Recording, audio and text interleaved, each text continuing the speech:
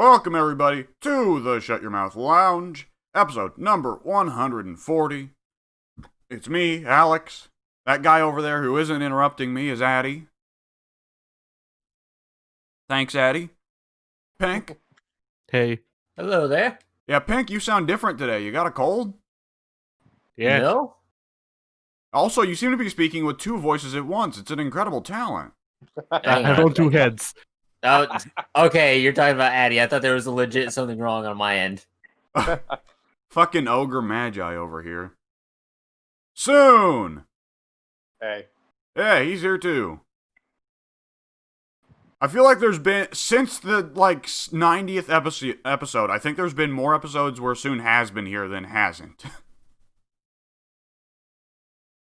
The constantly shifting cast. Alright. So, Pink, you got anything coming out on your channel this week?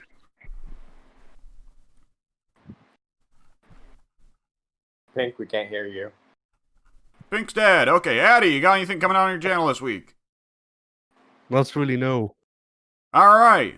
On my own channel, hopefully I'll get around to recording more Total War Shogun 2. I did record like the first 3 or 4 parts of a playthrough as the Chosakabe clan, but I have been so absurdly busy this week that I haven't really been able to record anymore. I don't know if I'll record more Total War Troy because I'm really bad at that game. It is bounced entirely different from other Total Wars, and I'd rather get to be less shit at the game before I put more time into recording it. You coward. Yeah. Well, the trouble was that I started the game as Agamemnon. Immediately was like, oh, I guess I'm getting pulled into a war with the Cretans. Oh, Hector has just taken all of my land. Shit. Yeah, I heard that the Greeks need a buff. Hector is a fucking menace, is the problem. Yeah. And the supply lines don't help much either. The supply lines are brutal. They wanted to undo Warhammer's problem of... Warhammer on easy and normal difficulty is a pain in the ass because the AI turtles like hell, right? They wanted to undo that, so they made the AI super aggressive on lower difficulties and more defensive on higher difficulties. So, this, video game depiction of the Trojan War, where Hector is like, fuck you guys, and just sails over to invade Greece,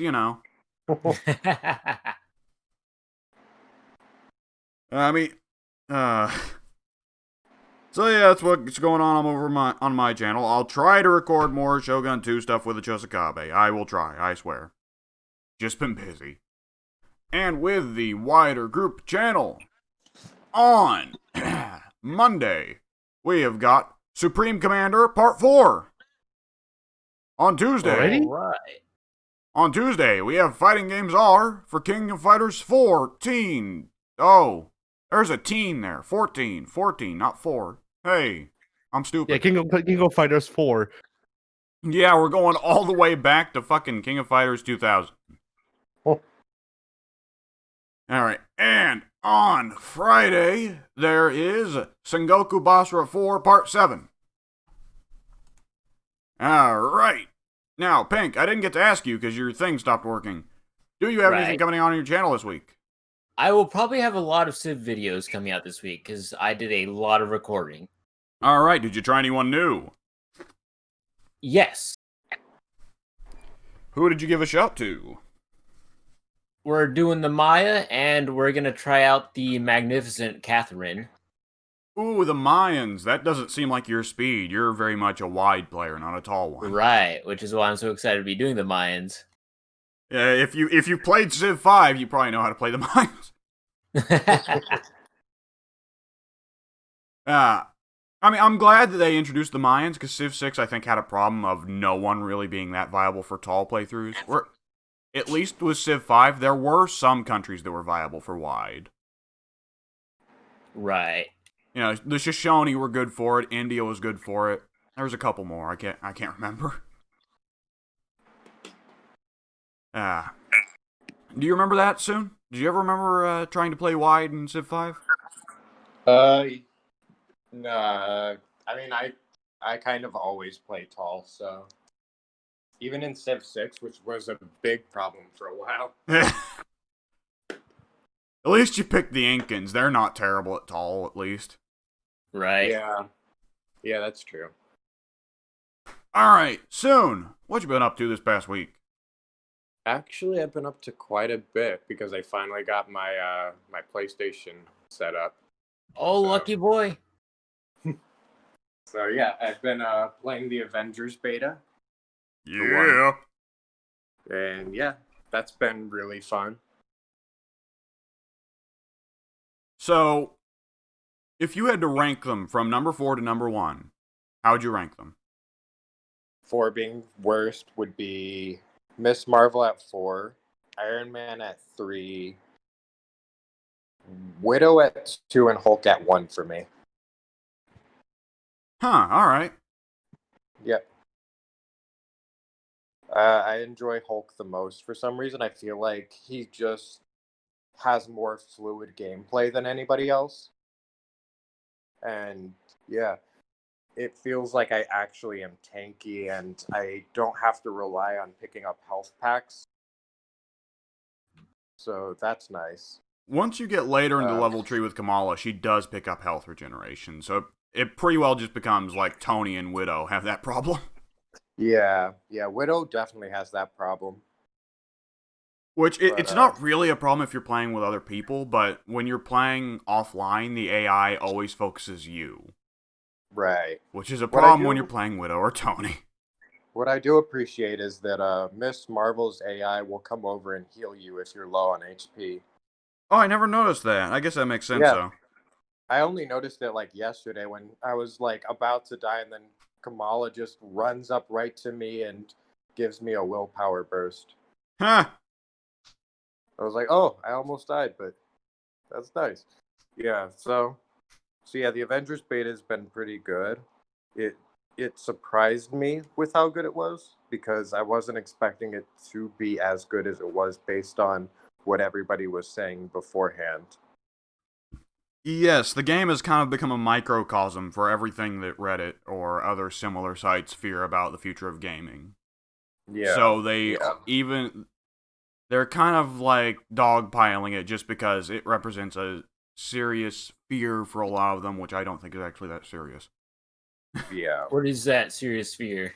I feel Games lost. as a service. Oh, that. Games as a service, microtransactions, AAA titles that are just cash-ins on popular IPs. The problem? Focus on the multiplayer problem- instead of single player. These Yeah, are all the the kinds thing- of things that only stupid Redditors fear, right? Yeah. Yeah. The thing about live service gaming is that, yes, we've had a lot of bad live service games, but they're bad because they weren't live service enough. You know?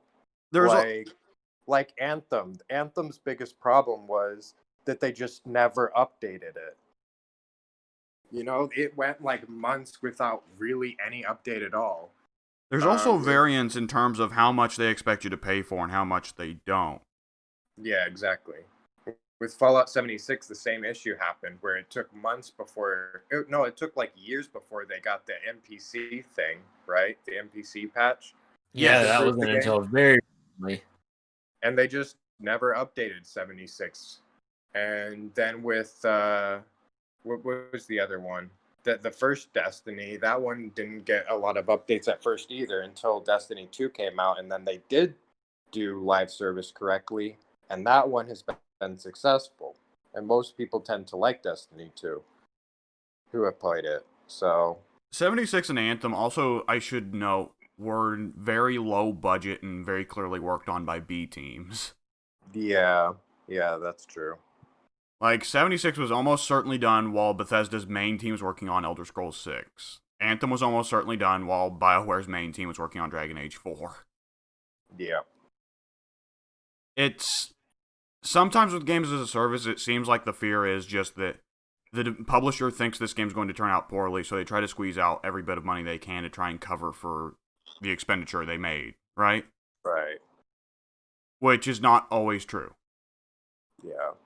And I say this full well knowing that there have been a lot of times where I have made the wrong assumption about a game in development and assumed that they thought it was going to be a disaster and were trying to squeeze every bit of money out of it. Total War Troy being a big example of a game that I thought was going to be a fuck up when it came out, and it actually wasn't. They were just giving it away free on Epic to get new fans. Yep. And it's actually a pretty good Total War game. And Avengers is very, very good about its games as a service. Now, I say this fully aware that at some point in the distant future, they could make it a lot worse and suddenly start hamstringing you for cash. Yeah, But like right now they're doing an amazing job of updating based on feedback like immediately. Like the fact that they within 2 weeks of the beta first launching, they already fixed one of the major issues that the game had. And just for the beta, that's crazy. Well, they've massively improved the frame rate also, I've noticed. Yeah, they have. And they've improved the Widow and Kamala's parkour a ton. I don't think my FPS has dipped below 30 this weekend. So within 1 week, they made some massive upgrades. Yeah, I haven't noticed many dips either. I haven't crashed yet either, which is important because I crashed quite a bit last weekend. Yeah. But yeah, they've definitely been doing a good job of updating it. And it looks like their future content is really promising as well. I have no idea how they're planning on making money. Because pretty much all the costumes that we thought would be freemium content are super easy to get. Yeah. Like, you almost immediately got Thug Hulk, and, like, getting Joe Fixit will be real easy. To be fair, the Thug Hulk cost, like, 1,400 credits, and they started you out in the beta with 3,500 credits. And you won't have that when the game launches. Yeah, but I'm building up credits by quite a bit, honestly. Yeah, that's true. I'm netting, like, 50 credits a mission, which is pretty crazy. Yeah. But I don't know. It seems like they'll make money fine. I think they're relying on like promotional content, like the Verizon deal. Yes, a lot of people, that's what fucking makes people pissed, is the Verizon deal. Oh yeah, it's so terrible that like instead of adding more DLC and microtransactions that they're going out and making a deal for really crappy cosmetics with a company so that they can help fund their game so that they can actually add free content later on. It's terrible. You know how stupid people are about associations. Verizon's just about the same as Comcast in terms of Reddit would hate it. Yeah. Like a Reddit devil right there. And of course, it just naturally begs guys like Jim Sterling, who believe that video games should be nothing but high art or dumb popcorn kind of like filler like Dynasty Warriors. And anything else to him just isn't gaming and is a corruption of his beloved art. Mm-hmm. Now, I don't know how much Sterling talks about video games anymore, considering he just nowadays goes out in a giant wrestling skin-tight suit as a pro wrestling manager, which is confounding. Has there been any more information about Sterling and Jim Sterling and wrestling, Pink? You still keep up on wrestling. I have no idea who Jim Sterling is. Oh boy. Good. You've not seen a picture of Jim Sterling in a wrestling ring. You count yourself lucky. Yeah, don't bother looking into it at all. I mean, it is important to know James Sterling from a games journalism perspective because he's a very influential guy. Yeah, that's true. For the Reddit and 4chan crowds, I mean. It's unfortunate, really, because he's kind of horrible. He's not got any interesting takes. Nope. I mean, there's this very good video by, oh shit, what's her name? The Australian chick that works with Funhouse.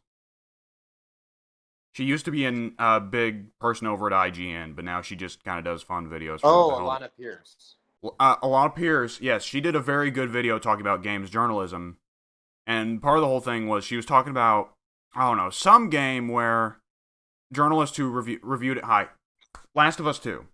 She was talking about how a lot of people were accusing critics of being shills for Naughty Dog when they gave Last of Us 2 really high review scores. And she pretty well said, No, that doesn't actually happen. Journalists give high review scores to games like Last of Us 2 because they really want to be artistically respected, and they believe that giving high review scores to Last of Us 2 will make them artistically respected. Yep. It's not that they're shills, and it's not that they're being paid off by the companies. It's just that they want video games to be looked at as art, and they want to be looked at as art critics. Yeah, they're not shills Yeah. in the traditional sense. They're just shills. They're just trying to shield shills in a themselves as different well as way. art. Yeah, they're trying to shield themselves as art critics. Yeah. Well, even I then, like, heard- the idea of the shill kind of implies that there is a financial motivation behind it. Mhm. There is a Whereas- financial motivation behind Yeah. it. Yeah, don't art critics get paid more? I'm Yeah. sure- I don't know how They much would- art critics get paid. There's not really much of an art industry, I don't think. And if Not there, anymore. There is. You can make a lot of money in art if you know the right people. yeah, probably. But anyway, yeah, I heard. I read something that I thought was pretty accurate. It's that games critics are haunted by the ghost of Robert Ebert. Roger Ebert, yes. Roger Ebert, yeah. They can't get over the fact that Roger Ebert, who is like the most respected film critic of all time, said he thought games weren't art, but the primary And they could example he was never- going off of was like E.T. for Atari. Yeah, they could never be art. His prime example was actually Braid. What? Yeah, he like. No. I couldn't hear what you said. Oh, I said Braid, the indie game Braid. Braid. Oh. Yeah. I can I can get understand him. So, Honestly. like after he had made the initial statement, he like got a lot of feedback, and then he made a counter argument against the people who argued against him, using their examples that they gave him. Braid is like not really even a story until you get to the very end, isn't it? Yeah, I don't know why you would choose that, but Because it looks Yeah. pretty. yeah, that's fair. But yeah, anyway, I think Roger Ebert's main point was actually just that we shouldn't need to worry about games being art because, like, they don't have to be art, you know? If we enjoy them, then we enjoy them. Oh man, I just remembered one of my favorite dumb things of all time. What's that? When that whole thing was going on with Roger Ebert when he was still alive back in 2010, Samoa Uh-huh. Joe tried to get in the argument and say that he thought Uncharted, yeah. Uncharted was Shit. high art. Oh my god. Fucking Samoa Is Joe it from not? the rafters. Freaking. Someone should have mailed him Roger Ebert copy of Backyard Wrestling. Then he would have come to his senses. That is high art. The highest of art. Oh. Yeah, You'd have to be having fun with it. yeah. I hate to ever cite Nostalgia Critic because he's a monster and a terrible person and he should go burn. Yeah. And it was But, never funny video to begin with. but he did make a point that I thought was very poignant about games in that a lot of the video games that we consider high art for their story, they are just trying to imitate movies. At which point, why not just tell that story in the form of a movie? And there's very I'd few rather games that... spend 12 hours of my life playing a game than 90 minutes watching a movie. Yeah. And, like, you can do unique artistic things with video games, but, like, that's not what Last of Us 2 was doing. Last of Us Exactly. 2 was a movie in video game form. Yeah. If you're gonna like say that video games can be art, I would say Journey is a better example of that than The Last of Us. Journey, Don't BioWare. stop believing. Yeah, BioWare is a really good example. BioWare is important because it does something that movies can't, you know? Exactly, the interactive element. Like, when gameplay is mixed with a story well, that's stuff that movies can't do, right? Yeah, The Forest is a great example of something that movies can't do. right. Because, like, Pink, Addy, you've played The Forest, like, well, Addy, you wouldn't have known it so much because it was multiplayer and we jumped off the deep end immediately. But, Pink, you can vouch that a big part of the experience with The Forest is what kind of morals you're going to make. And generally watching as you go off the deep end because it's more efficient in gameplay to go off the deep end. Right. And yeah, Addy, you wouldn't really know that because Yeah, we immediately jumped out of the plane and started eating people. Yeah. Meanwhile, we hijacked the plane, crashed it, and then cooked the people because we were hungry. So Because we wanted a challenge. Oh boy. Anyways, so soon you played Avengers. Yep. I can't really. I don't know if I can say very much more because, yeah, it's fun, but the beta kind of lacked a lot of content, so there's not much to go off of other than saying that I think that the combat is actually pretty fun. It's really fun to do combos, especially after you unlock all of the moves. It's a lot better after you turn off screen shake. Yeah, turning off screen shake improves the game so much. It makes it so much smoother. Like, And you can actually tell what's going on. yes, very much so. Like before I turned off screen shake, I had no idea where like missiles were coming from. I would just constantly get hit by missiles, but now I can actually see where they're coming from and dodge them. And now you can actually do combo to people. Yep. Alright, anything else you done this week? I've been playing Dark Cloud 2. Dark Cloud 2, that's a classic JRPG for the PlayStation 2, correct? Yep, that rips off Zelda pretty hard. I saw the main character and I was like, boy, that sure is definitely Lonk. Yeah, but I played the second one, not the first one. The first one is a bigger ripoff. It literally is just a guy with like a green outfit and a green hat with long blonde hair.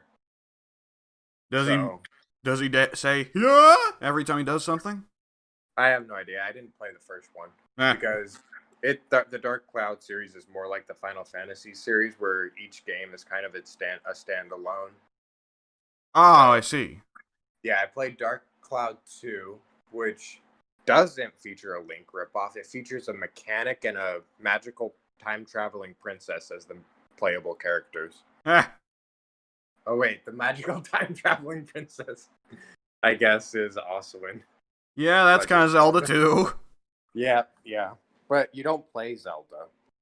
So, in this one, you play the magical princess. But yeah. That's but actually can you pretty become different. Sheik? That's actually a pretty different take. Yeah, it's pretty fun. It has a lot of unique mechanics that actually make it really interesting. And like even the gimmicky mechanics are really well fleshed out. Like, for example, there's an invention mechanic, right? Yeah? Where you go around and you take pictures of items, and those items are ideas, and then you piece like 3 ideas together to create an invention, which you then have to build using resources. Interesting. And it's really interesting, especially because there's like, I don't know, 30, 40 inventions that you can make. I've not heard So anyone it's rip like- this off yet. It's super in depth. And then supposedly the fishing is really good in the game as well. I haven't gotten to that yet. Fucking Fishing is never good. JRPGs story- always have fishing for some reason. The story is interesting. It hasn't aged very well in the sense that it's got that problem with the old PS2 where like the dialogue feels really stilted. Yeah. I mean, does it have the same problem as Overlord, where the freaking one of the first antagonists that are introduced are freaking gay elves?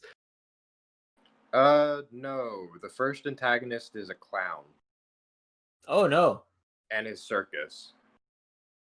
Oh no. And the first boss is an elephant. Oh, I What? like that. So, yeah, it's actually kind of interesting. I'm looking forward to playing more of it. The combat is kind of basic. It's basically just dodge and square, square, square. Yeah, that's... Yeah, it's fun and I like the style of it. Do you not unlock more moves? What was that? Do you not unlock more moves? No. It's more like you have like a basic combo but it's mostly you use like items to do damage and stuff and like your inventions. I see. you know. But yeah, I've also been playing The Witch and the 100 Knight, Never heard of it.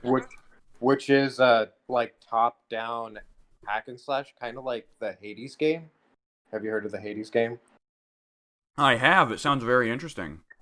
Yeah. So The Witch and the 100 Knight is a lot like that. And what's interesting about it is that you play the minion of an evil witch. Interesting. So you're definitely playing the bad guy, but you're playing a really stupid minion with like no intelligence, can't even speak, who Yeah. just does whatever the evil witch tells him to. And the evil witch is actually a really interesting character, and she's very, very, very messed up in a way that I don't know, I haven't really seen as any characters as messed up as her. So at the end of chapter 1, can I spoil it? Sure. Yeah, it's the very start of the game, so sure. Yeah, at end of chapter 1, you kill her mom, right? Well, you beat her mom in a fight. She reveals that she's the witch's mom, and the witch is like, I don't care, and then turns her into a rat, and then has her get raped by a bunch of other male rats. And then has her butler grill her rat mother alive after she's been raped and eats her. Oh, yeah, okay. Sir, this is a Wendy's. So, yeah, it's definitely one of the most messed up things I've seen in a game. Yeah. Sounds like. Okay. Also, I tried out Destroy All Humans 2. Yeah, I never got to play that one. Not a fan, honestly. It feels really shitty. Ah, Like, it's not fun at all. The guns suck. I don't know. I don't like it. I really don't like it. I guess it's got a nice, humorful tone, but it's just not fun to me. I never played it, so I can't really say. Maybe if I unlock more guns down the line, it'll get better, but, like, I don't know. It feels really I also tried to play Devil May Cry 3, and I suck at it, so I didn't get very far. What difficulty did you play? Like, normal. Did you Bad play idea. Try on easy. Hang on. Did you play the regular version or the special edition? I'm not. Whichever one is in the HD collection. Okay, regular version. Normals, yeah, I would recommend probably starting out on easy for Devil May Cry 3. Okay. Yeah, I couldn't get past, like, the first mini boss. I don't know what it was. Yeah, for games like Devil May Cry, the progression, if you're not too familiar with the genre, the progression is usually you go through on easy and then you go through on other levels, increasing the level every time. Okay. Now, with that said, Devil May Cry 3 has a very stupid way. Okay, so Devil May Cry 3 and Devil May Cry 1, you have to unlock easy mode. Oh. By getting killed 3 times in a row. Now, with that said, that applies throughout the entire game, which is hilarious, especially if you're starting up a new save file.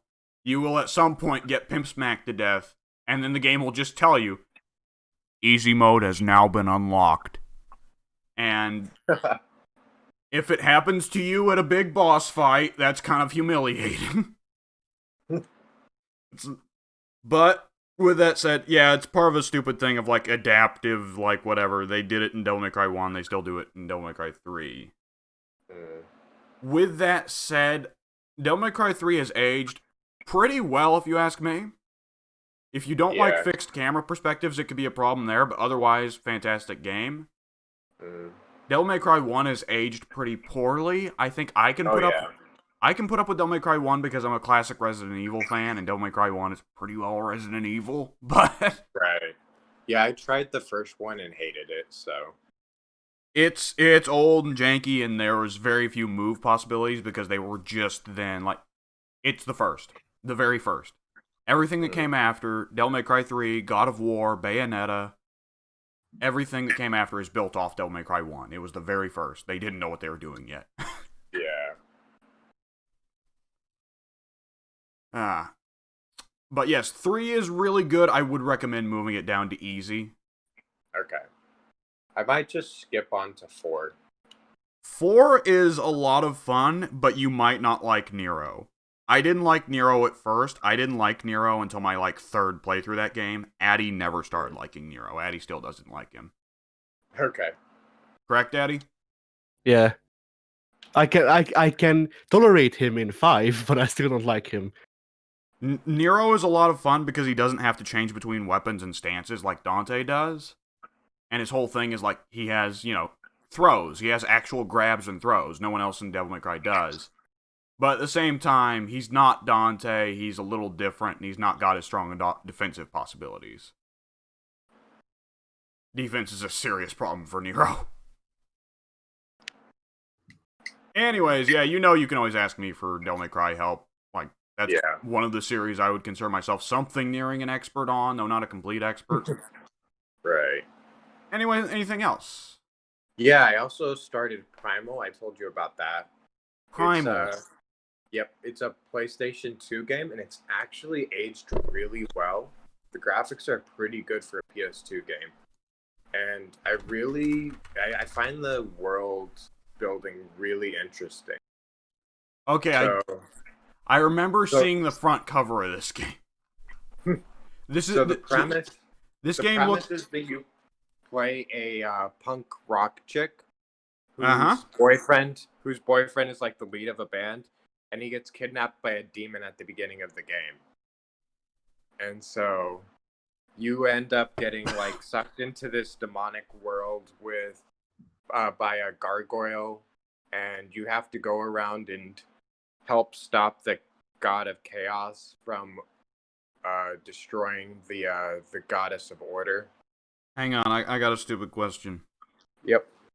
When you get to the end of the first part of the game, do you run into a little mushroom man that says, "Sorry, Miss Primal, your boyfriend is in another chaos hell"? Probably. That sounds like something that would happen, yeah. I haven't gotten to the end of the first part yet. I'm stuck on a puzzle right now, and I'll probably have to walk through it because I can't figure out how to cross a river because the bridge is broken. So I'm just gonna have to get a walkthrough for that. Playing PS2 games before there was YouTube sucked. Yeah.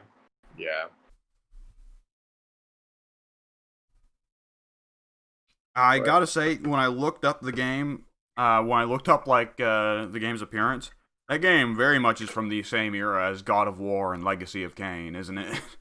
Oh yeah. Very much that aesthetic. Blood Rain too. Throw Blood Rain in there. All right. Anything else soon?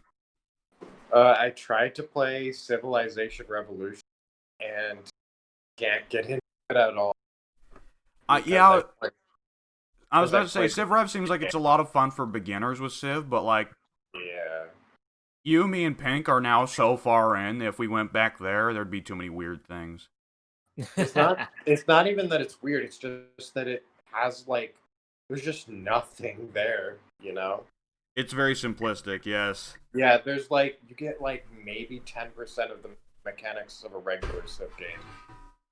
The one that would really get me is it's based off Civ 4, so there's unit stacking. Yeah. Oh no. Unit stacking is a fucking nightmare. I do really appreciate the art aesthetic they went. Oh yeah.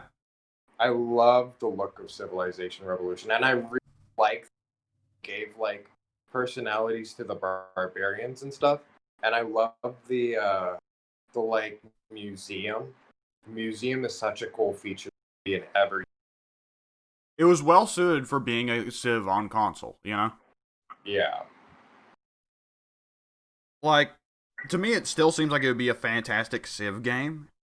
The only thing would just be that you, me, and Pink are now used to 5 and 6 having a lot more depth. Yeah. Even Civ 4 had a lot. That's true. Civilization Revolution, just I don't know. You basically just build units, and it even builds units automatically. Right, I And do remember that. Shit. yeah, it just builds units automatically for you. And just the maps are really small. You can't really adjust how the maps look or anything. Domination was super strong in that game. I remember that. Yeah, domination is basically the only thing to do it because there's just not very much to do outside of it. And that was very much a game where you built wide rather than tall. I remember spamming settlers in that game constantly. Yep. Alright, anything else? I also have been watching Kingdom as I Right, the Korean zombie apocalypse show on Netflix. Yep, the medieval Korean. Well, colonial Korean? It's Feels like medieval. It's immediately after The Japanese invasion. yeah, Toyotomi's failed invasion of Korea. So that's like, Addy, correct me if I'm wrong here, that's like just before 1600, right? Yeah, it's around the start of 1600, so just a bit before or after. I They forget. have matchlock rifles. It's super late medieval era. Yeah. But it's not, I wouldn't like consider it full colonial though, because the Europeans haven't started rubbing their dicks all over everything yet. Right. Especially Yeah. in Korea and China. Yeah. But yeah, it's really, really, really very. Soon you get One cut of the off most- every time you're about to actually say the word. You just said really, really, really very. I said really, really cool. Okay. Cool. Yeah. It's honestly one of the most interesting premises I've seen a TV show attempt. I've been interested in starting it. It's on American Netflix, right? Yep. I Yeah, don't- it is. I need to look into whether or not we have American Netflix. Oh no, we don't have American Netflix. We only have Korean. Yeah. But yeah, no, it's very, very good, and they do premise justice. Yeah, it's just really. All right. I definitely recommend it. Zombie show that does something different than other zombies. I'm interested to watch it, but I also live with my family, and they get spooked by the idea of watching movies in languages other than English. Mm. That's pretty well the whole reason we haven't watched Parasite yet is because it's in Korean. Right. Anything? Yeah, what's that? Oh, no, continue. Yeah, it's really good. The Korean film industry has been doing crazy stuff. Like Kingdom is on the like it's really high budget too. Crazy thing. It feels like high budget. All right. The aesthetic is really cool. The costumes are amazing. Everyone looks really cool. Yeah. It embraces the aesthetic of medieval Korea completely. All right. Anything else to say about it? Not without spoiling it. Okay. Anything else you watched or played this week, then? Anything else I watched? I mean, I played a bunch of stuff very briefly, just to try stuff out. Like, I tried out Metal Gear Solid 4. I hated the control scheme, so out of it. I don't think Metal Gear Solid 4 would have any appeal to someone who isn't a big fan of the prior 3 games. Even if I liked Metal Gear 5. 5, as much as I enjoyed 5's gameplay, I consider 5's story to be an abomination to the series. Okay. I don't care about the story of Metal Gear Solid 5. I just mean the game. Oh, if you're not in there for story, don't bother with 4. Okay. I just mean, like, the 5 story was kind of absent. Yes, pretty well. So, Except for that twist ending. Yeah, except for the awful twist ending. Which fucks up the entire thematic idea of most of the Metal Gear series. Yeah. I also briefly tried Gravity Rush. Didn't like it. and I'm sure Brian is somewhere out screaming. Heh. No. I also play something called Zombie Tycoon 2, which I guess is just an RTS. You and your Kind damn of, tycoons, like- brother. It's not even a tycoon, it's just an RTS in the spirit of like the recent dungeon games. Ha! Uh, I love I how also all tried- throughout this whole talk, Pink's been wrestling with his internet and not saying anything. It's a pain, brother. It's a pain. I can tell. I also tried Ape Escape 2. That game has awful controls. Yes. Famously. Awful controls. Terrible. I cannot play it at all. I would not recommend that game for a grown man. I can still play those games now because I grew up on them. I would never recommend someone to play them if they're playing it for the first time as an adult. Yeah. Yeah, it's just kind of bad. It's just like attacking with the right analog stick. I believe the first Ape Escape, part of the whole thing was, hey, DualShock analog sticks! So that's why it controls so weird as it does. Yeah. Yeah, let me go ahead and provide a little bit of a picture for everyone. Okay, so Ape Escape. Left stick to move around, right? Mm-hmm. All right. L1 to jump. We're already getting a little weird. Mm-hmm. I actually, if given the option, there are plenty of games where I'll use the left trigger to have the jump button assigned to. R1 R1 to center the camera. In most games, That is in most games that's not important. In this game, it's very important. You know why? Because you why. can't move the camera. Because you attack with the right stick. Your character swings their weapon in the direction you press the right stick. The game does not use fixed camera perspectives. If this was like Metal Gear or Resident Evil with fixed camera perspectives, that'd be a little more understandable. I mean, God of War, right stick didn't control the camera, it dodged, right? But that was fine in God of War because God of War used fixed camera perspectives. And the modern God of War doesn't use right stick to dodge anymore. It uses it to control the fucking camera. Anyways, carry on soon. Yeah. I also tried Warhammer 40,000. Warhammer 40,000, what? Warhammer 40,000 Inquisitor Martyr. Ah, that's not the That's XCOM game, is it? That's the action RPG game. The Okay. Diablo ripoff. It sucks really bad. Yes, I did hear that. It's horrible. Warhammer is throwing shit at the wall and seeing what sticks, so there's a lot of bad games coming out and a lot of really good games coming out at the same time. Yeah. Yeah, I heard that Games Workshop's philosophy is that they just hand out their IP to anyone because of publicity. Yeah, and it's actually working out very well for them. It is, yeah. Total War is fantastic. Gladius is fantastic. Mechanicus is fantastic. Yeah, like on occasion, there will be really good games. I mean, there's a lot of shit out there. Yeah. Some games. Well, they give it So- out. They give it out to a lot of low budget guys, which worked for Gladius, but did not work That's for so many because- others. That's because their philosophy is basically, if you have a cool idea, we'll give you the license. Yeah. Oh, the So- thing is that the Warhammer universe is so massive, they can really just slap a Warhammer coat of paint on any gameplay design. Yeah, and it's not like a bad game will ruin the IP at all. They know that their IP. Look, if bad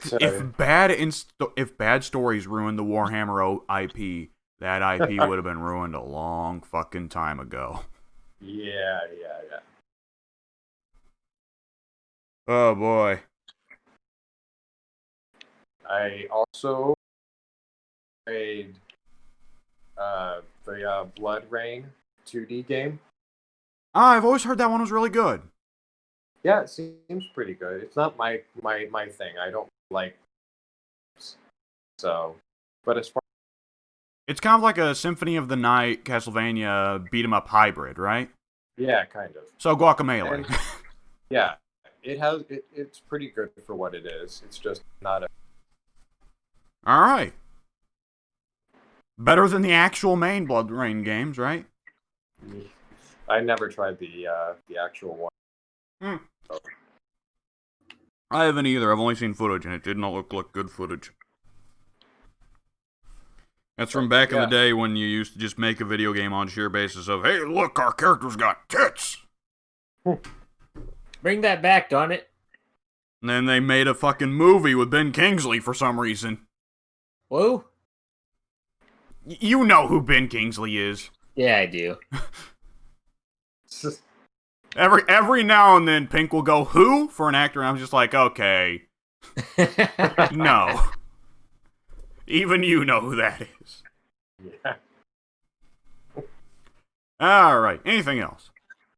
I think that's it, just because I've been working. Pink!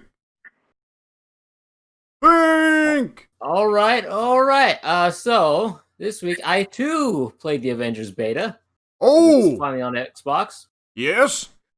Yes. Good game, not great. Not great. So I think one of you guys mentioned it last time, but the counter system is really not great. I think that perhaps there's a bit too much going on screen to really be able to pull off parries that reasonably. Yeah. Yeah. Also, the fact that you can't parry the red one, and so Oh, you can't parry red attacks? you can't parry red attacks. Oh, that explains a lot. I just thought my timing was bad. You can parry white and yellow, but you can't parry red, which is stupid because there's so many red attacks. Yeah, that is stupid. And the player should be rewarded for parrying. Fuck. Yeah. Anyways, what character are you playing as? At this very moment, Black Widow. Okay. Okay. Widow's parries are pretty good. Hulk's parries I don't think are really worth that much. Yeah, I noticed when I was playing as Hulk, like all my dodges and parry attempts, it never felt like they were really accomplishing much. Right, because Hulk's whole thing is just tanking. Yeah. Right. So somehow I glitched the game when I about an hour in when I was playing as Hulk, where I broke something and it just made the game go into slow motion.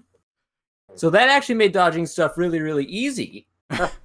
But when it went back to normal, thankfully, dodging was like a no factor again. Yeah, Hulk's dodge is really shit. Well, it's not really shit, but it's pretty shit. What do you have screen shake set to? 3. 3. I personally have it set to 0, and I can see real clearly, personally. I can see real clearly on 3 too, but I ended up dropping it to 12. I don't like the screen shake visual effect, though, so to me there's no gain to having it anything above 0. Yeah. I'm not entirely sure what screen shake is, so I would have to boost it up or turn it off completely and play again in order to notice what changes. Yes. It's really bad. You will not be able to. Just know that there is a 10 setting, and 10 was the one that last weekend was set to by default. Yep. Yeah, that's how it was this morning when I went to adjust that. It was all the way up to 10. I was like, okay, so that thing that they're telling me to turn off is set all the way. That's interesting. Yeah. Yeah. So, you've now played with all 6 of the heroes that are in the game, though of course you only got a little bit with Thor and Cap. Right. Who would you say so far do you think is the strongest, and who do you think is the weakest in terms of fun? In terms of fun, personal preference, I wasn't a fan of the Hulk. That might be controversial. It might not be, depending on what circle you go to. I love the Hulk's gameplay, but Dubs doesn't like him either very much. I didn't like him until I turned off screen shake altogether. Because screen shake is at its most aggressive with Hulk. So with every step he takes. I couldn't see what I was doing and all that stuff. Like Hulk's also one where he has an entirely different rhythm from everyone else in the game, and you got to get used to that. Yeah. He's definitely got certain weaknesses. Hulk's serious problem to me is that he has the least variety for block breaking. Everyone else has. I disagree. I disagree a lot. He has so many maneuvers that he can use to block. What do you mean? Like for example, his sprint light attack will block break. No, it doesn't. Yeah, it does. I've done it multiple times. Well, it might block break after their block has already been pressed on quite a bit with some punches. All combo finishers, light and heavy, will break blocks. So your light combo finisher will break a block even without rage on. Yeah, but you need rage to not get interrupted during the combo. If you pick up a rock and you hit them with the rock, that will break their block. Oh, okay. Even the small rocks? Yep, even the small rocks. I noticed with the big ones that he could do that. I think I heard that if you do the jumping heavy charged attack, that will break their block as well. Yes, the jumping heavy charged attack will break the block. That's what I've been using most of the time. The elbow drop. Yeah. So he has a ton of capabilities of breaking blocks besides he does need a buff in terms of charged heavy because he'll never be able to use it. And also it fails to do what its main goal is when you get the combo unlocked. Yeah. So the combo is you hit the ground like 5 times, right? Yeah. But the problem is that the first one knocks them out of range of all of the other combo hits. And if they end up walking in by chance, they just get knocked right back out. You never actually do the combo unless you're hitting something like an Adaptoid, which is just spamming attacks, and so it's going to interrupt your combo. That's convenient. So he really, really needs a buff on that. I've not unlocked that move yet. I'll have to take it for a spin soon. I wouldn't recommend unlocking it because you won't be able to unlock everything when you get max level. Really? Yeah. There's a max level in the beta. Yep, level 15 is the max in the beta. Oh, okay, that explains why Kamala's experience isn't moving up for me. Yep. So once you get to level 15, you're not going to get any more moves unlocked. So I wouldn't recommend going into that combo because it's just bad right now. Okay. What was I going to say about the Hulk? I don't know. Pink, you say some more about... But who do you think is the most fun, Pink? At the moment, I would say Kamala is the most fun. Okay. I agree, actually. Though, in my case, I'm probably biased because Kamala was the one I was most excited for. Yeah. I can't figure out how to play her, so I don't like her. She just kind of is the only character that feels boring to me. She's... I'm not sure what it is, but I don't know. She feels clunky and slow. She's probably the most, jack of trades-ish in ways, though her ranged attack is really bad. Yeah. But she has good damage. She's the only one who can tank near Hulk's level. Mm-hmm. She has massive areas of effect on her attacks. All of them. Yeah. And she also can actually pick people up and move them around like Hulk can, though it's a little different in her case. Right. Right, it's her ranged attack instead. Yes. She's got some attacks that I really love, though. The kind of wheel kick, bicycle kick she has in the air strikes me. Yeah. That one's really good. It breaks block and bounces people up, correct? Are you? I don't know about the one? block break, but yeah, it bounces Are people you up. talking about combo the them in the air. Are you talking about the charged light attack in the air, or Yes. just the? Okay. Once you get to it, once you start going down her tree for when she gets big, like, she's got a really good move for when you just hold square while she's big and she just spins. Yeah, yeah. And that one is great for crowd control and for fighting big guys. I wonder which character would be best to build Valor on.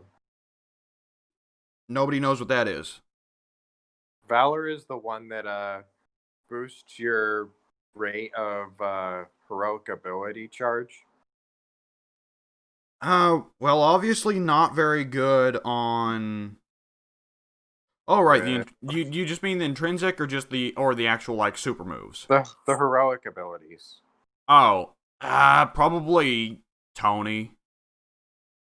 Yeah. Definitely not Kamala or Hulk, so it's probably Tony or Widow.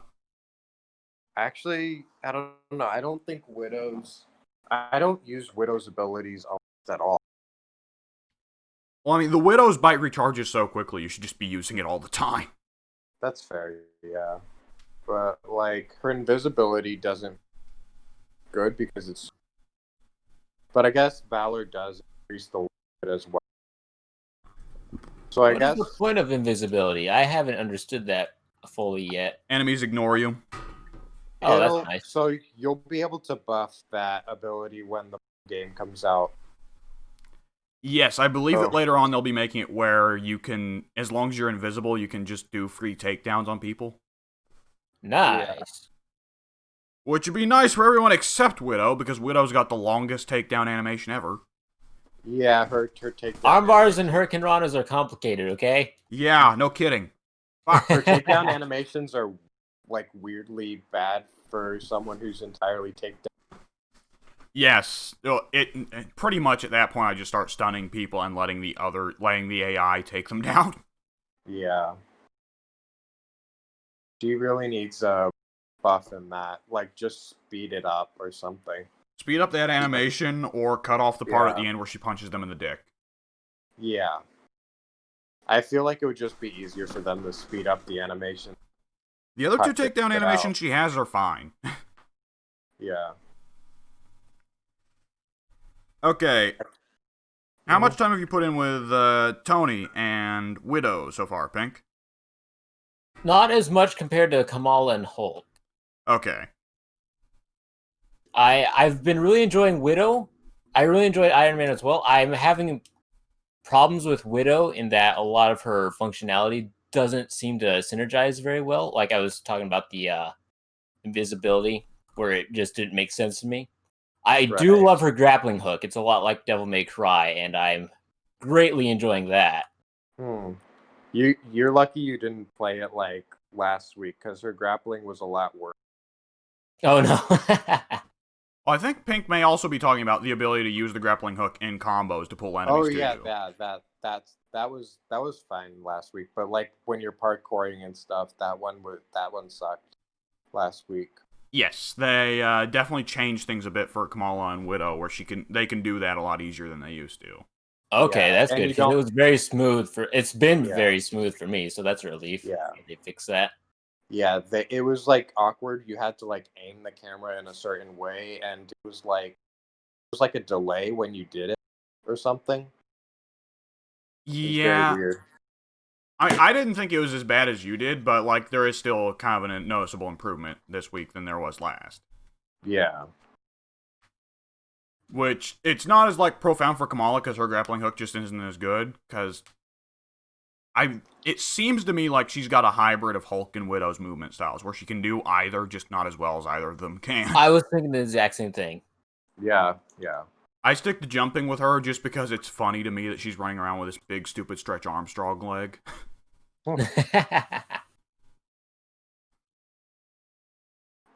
Alright. Pink, you got anything else in particular to say about Avengers? I'm not a fan of the control scheme, how it changes on melee and range. I think they should have left the attack button on X in both cases. Because it feels weird to go from doing melee combat, smashing the X button and Y buttons, to when you want to go into range, you hold down the left trigger, and then you've got your little reticule up on screen. But in order to fire, you've got to press right trigger. I think they should have just left the trigger button on X or Y, either or actually just both, because there's not any difference there. Yeah, I think by now I'm used to it, but it was definitely a very awkward thing to have to change between. Yeah. One thing I want to point out real quick that I don't like about Widow is they put recoil on her range attack. Only on the pistols. Nobody else has recoil. Only on the pistols. Once you get the SMG and the Magnum, she doesn't have recoil. Okay, that's good. That's better. The pistol. And you No, go should ahead, Chun. use the You should use the SMG or. The SMGs and the Magnum are both way better than the pistols. Yeah, the SMGs will do tons of stun damage, and which stun damage just means that you prep them for takedowns. And the revolver does like 1,000 damage per shot. Yes. Nice. The other trick you want to learn is that she doesn't ever have to reload if you switch weapons. I don't know how to switch weapons. Once Just, you gotta unlock them in the D-pad. skill tree first, and then use D-pad. Oh, I got you. I Yeah. got you. Her and Tony both have that. Tony uses it to switch between repulsor, laser, and rockets. Yeah. Nice. Oh, Pink, you should probably know. What are your thoughts on She-Hulk? I love She-Hulk. You love She-Hulk. That's what I thought. Okay. She's probably going to be one of the first post-launch heroes released. Ah, very nice. The first will probably be, before Hawkeye, will probably be Black Panther. Which, I'm hyped up for Panther and Hawkeye, personally, so... Yeah. Like, Black Panther, he's already got, like, his villain set. He's got an entire raid mission set around. He's got a location set around him, and those are all ready. I mean, we all had Oh, to know right. that one of the first maps they're going to add to the game was Wakanda. Yeah, and Right. they said that the first raid would like release like 2 weeks after the game, and like Wakanda is basically the only raid in the coding. Ha! Panther and Hawkeye are both going to be a lot of fun. I don't know how they're going to... Oh, I guess they could do that. But, going in, there's no one I dislike in the game so far. Yeah. I really like all of them. I think right now Widow's probably in dead last for me, personally speaking. Oh, Kamala and Tony are still my top two, but Hulk's moved up a bit since I've got used to him. me and Dubs have the exact opposite list, basically. Yeah. What was I going to say? Pink, what else do you have to say about the game? I think that covers it. I've not had any big issues with the game. I've really enjoyed it. I agree with you that there are no characters that feel bad to play. They're all very good. I guess that's about it. Sometimes I'll have issues with the maps where I'm just not sure where I'm going. But yeah, that's to be expected. It'll get better with time. Yeah. Oh, I really don't like their control point maps. Those were very confusing at the start. Yes. Those are made unnaturally more difficult because the AI just doesn't know to camp the control points. Yeah, the AI does not care at all about it, and so you have to do it all by yourself. Yep. Yeah. The AI will occasionally pop in to help you if you get in a real spot of trouble, but otherwise the AI focuses on just comboing people. Yep. And then the like little circle mission where you have to like stand within a little circle and protect it. Is a fucking menace for Hulk. That one's so bad because your combos will all take you out of the circle. Mm-hmm. Yes, that one's not problematic for Tony because he can just shoot from outside the circle, but everyone else needs to get a little closer. Yeah. And even then, Tony likes to fly, and he can't do that, so... Wait, if he stands outside of the circle, he'll start losing the control point. You have to stand inside the circle to win. Yeah, I was saying Tony would shoot from the inside of the circle out. Ah, okay. Yeah. Alright, anything else, Pink? No, I think that about covers it. Alright, you do anything other than play Avengers? Yeah, I actually started playing Near Automata this week. Oh, nice. Oh, Yeah. that's a surprise. Outside of the sheer amount of booty in that game, that game did not seem up your alley. Right. That's basically how I feel playing through it. It's like, yeah, ass is nice, but the rest of this, I have no idea what's going on. It gets better as you play through it, Pink. I get what? It gets better as you play through it. All right, I'll believe that. I didn't feel it at the start either, but then I got like the fourth ending, and then it started getting interesting. All right. Well, you see, first I beat the game 4 times, then it started getting interesting. I mean, I played through freaking Assassin's Creed Brotherhood more than like 25 times, and that game's story doesn't change with each playthrough. So, Well, I'm not complaining about multiple playthroughs. I think that'd be pretty silly. That'd be pretty silly if I complained about multiple playthroughs. Mr. fucking 25 playthroughs of Dead Rising over here, talking to Mr. 25 playthroughs of Assassin's Creed Brotherhood. We got over there soon, probably Mr. 25 playthroughs of Dragon Age Origins. I don't know. Actually, only 2. Oh, you bitch. coward. Coward! Nerd. Okay. Alright. So, Nier Automata. Got anything in particular to say about it? So that I'm not very far into it. I've not had a lot of time to play it. It probably did put Avengers in a bad spot to play that first and then go to Avengers. Yeah. Because like I was complaining about the counter system. Nier has a very, very nice counter system. It feels very rewarding to pull off the dodges and whatnot. So outside of that, not much else to say. You can self-destruct in that game. That's What? exciting. Yeah. You can. Is it just press button to die? Well, press menu option from what I remember. Press menu option. Oh, so it's They like actually have you enable it in like the opening level. so it's So like once they said, "Okay, turn on self-destruct," I was like, "This is a good game." so it's like Star Wars Battlefront where there's just a pause menu option that makes your character drop dead. Yeah, Yes, but you also blow up the enemies around you Oh true. no. That's just an added bonus, though. because your character is also a nuke. You see. Oh. All right. Well. Good to know. Anything else to say? No, not at the moment. Probably more once I get further into it. Okay. You done anything else? I don't believe so.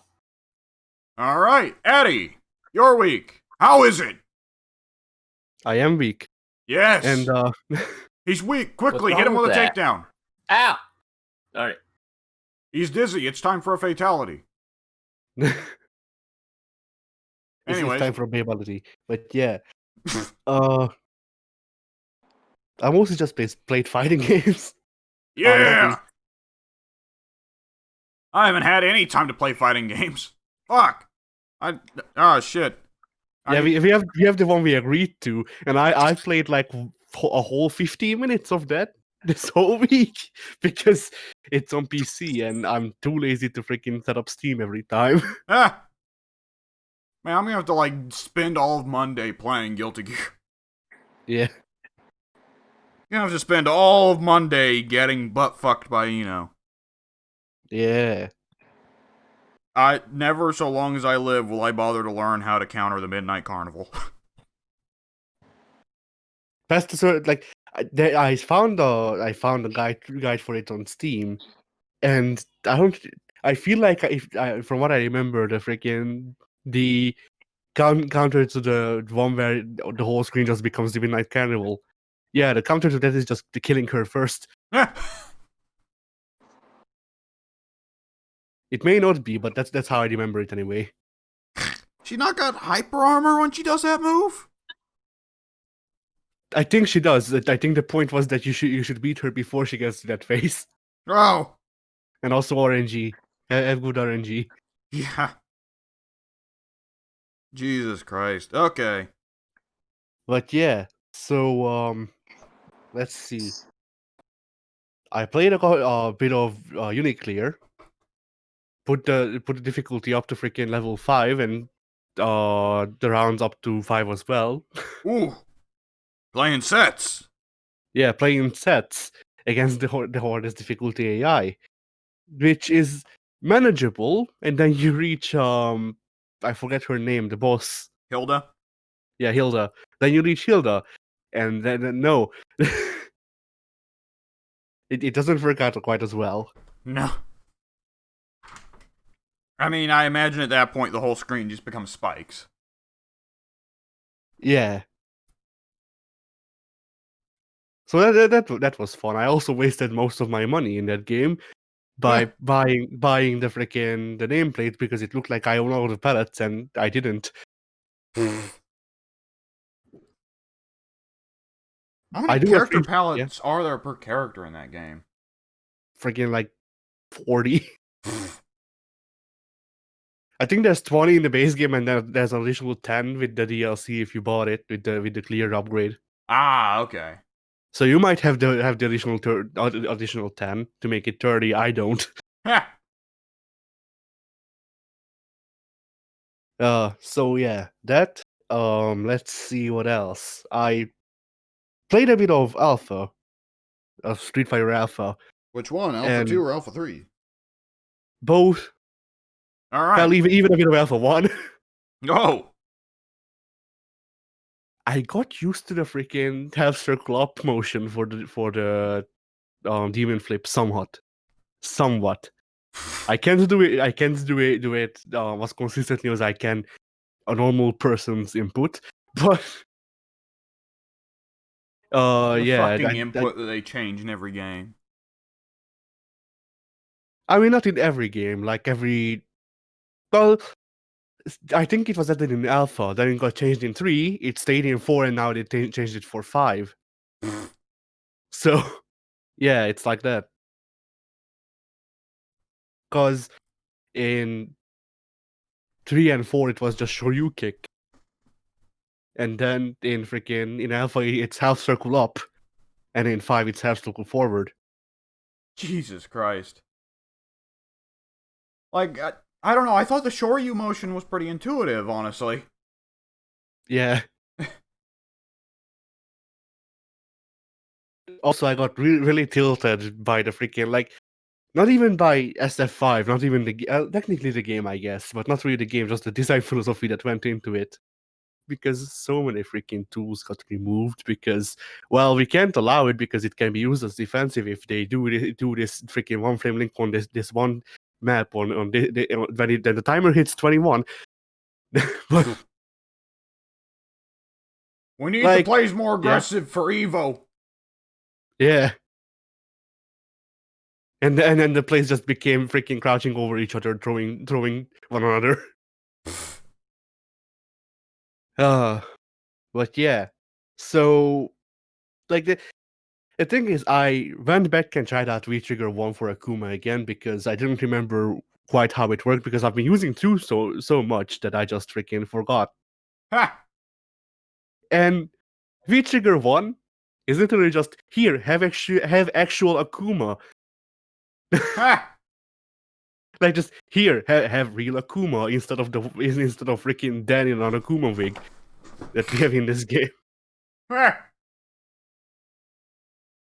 Which, like, I like some of his new moves, by which I mean I like the 2 new moves they gave him. Is it even 2? Is it just 1? I forget. I don't. He has forward heavy. I put like almost no time in with him in Street Fighter 5. Yeah, I feel like he has 2 new moves, but I think it might just be 1 because I can only remember 1, which is forward heavy. You know, the jumping overhead that isn't actually overhead for some reason. Yes, the OTG. Yeah. So I'm fine with that one. I prefer his old forward heavy, but like I don't mind it. I can work around it. Oh, the other new move is the freaking shitty bastardized Tatsu on heavy. Ha! Hasn't that been there forever? I think that one's been there at least since Alpha. No, he's always had a normal Tatsu. That's a 5 thing. Akuma's always had just normal Tatsus. The difference between the Shotos was Ryu was like 1 or 2 hits, really heavy hitting. Ken was always machine gun kicks with Tatsus, and then Akuma was the middle ground where he hit like 3 or 4 times and it did middle damage.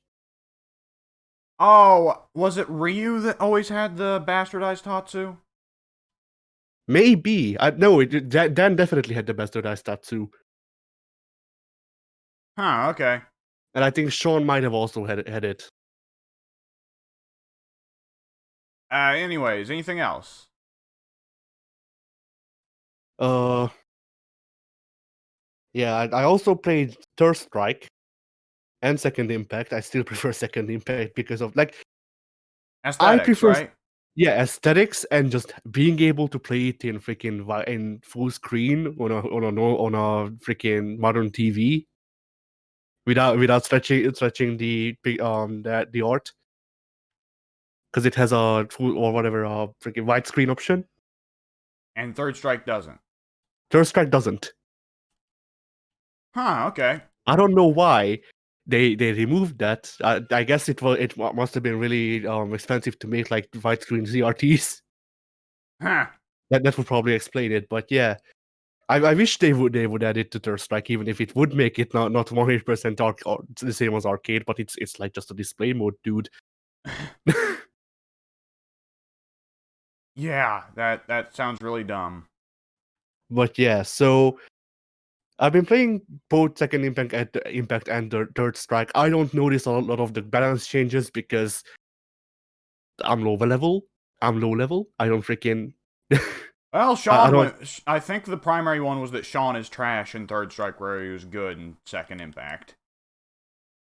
I don't know, cause Second Impact Sean beats me less than Third Strike Sean. Huh. So like I won't argue because I don't have freaking metrics, but to me it doesn't seem that way, but it's probably that way. Huh. Yeah, I picked up Yun as a character, which He was fun in the old games. He Yeah. was fun in Third Strike. I mean he was fun in 4 as well. I mean, by that once point, they nerfed him, I was kind of like pissed at him. So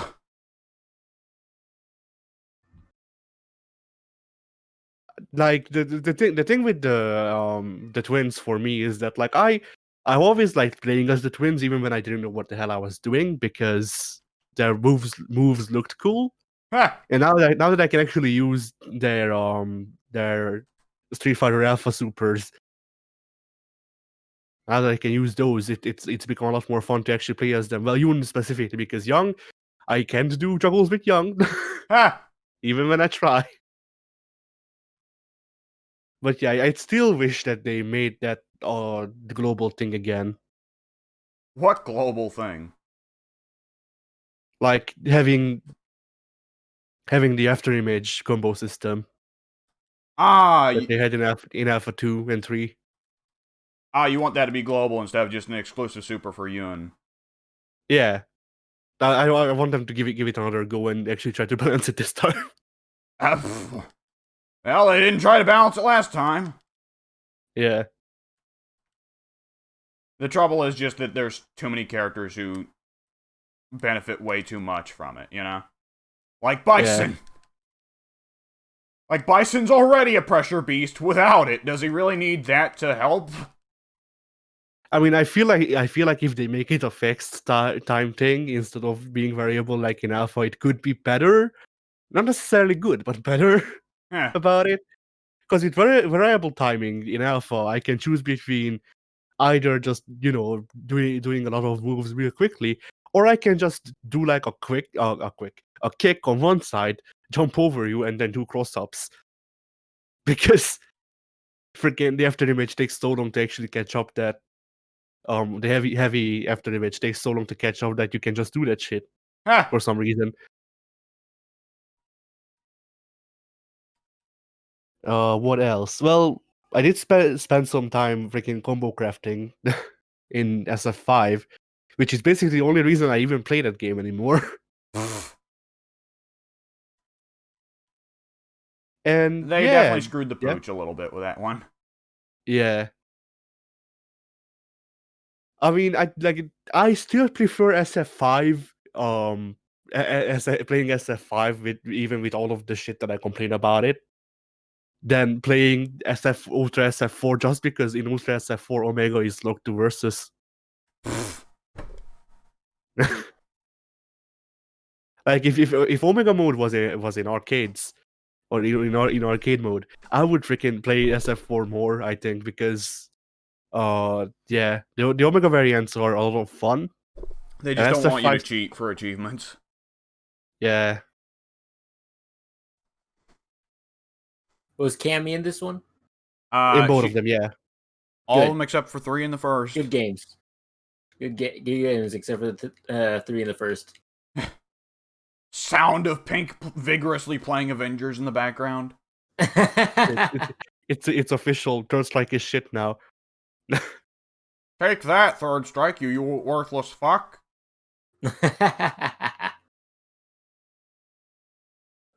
So yeah, Hang on. the Third Strike still has a tremendous amount of booty power. Oh, Elena. I don't even know what Third Strike is, but I'm all in now. Oh. But I think- Elena is in the same kind of woody as Cammy is though, because Cammy is steps on your stomach and calls you a pay pig. Eh, And Elena is friendly. eh. I like my women mean.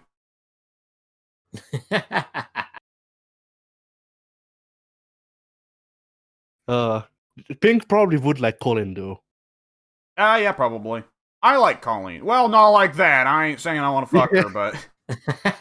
Yeah, do you also enjoy freaking looking at Colin's ass and nothing else for freaking like 5 hours a day, like I've seen a lot of people do on the internet for some reason? That was definitely the intention with Capcom, to help those people to that desired purpose there. She, that one costume, it's very pronounced. Yeah.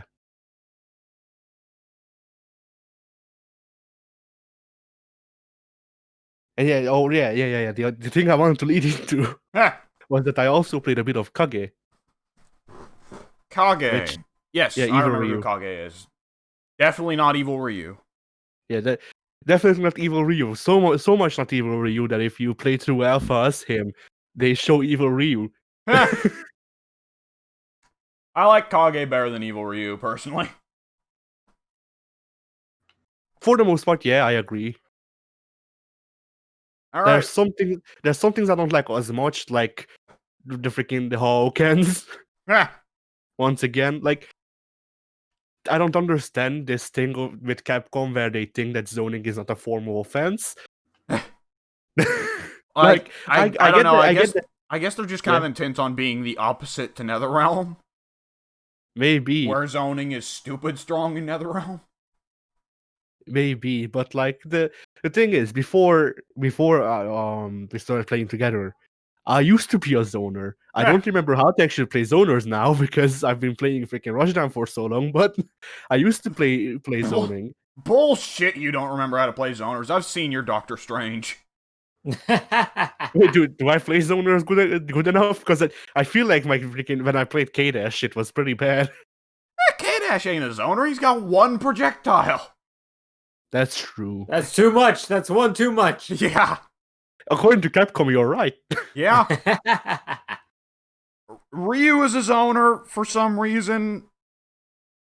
I don't understand Capcom. Ryu has also been at the bottom of the fucking tier list since Street Fighter V released and has stayed there the entire way.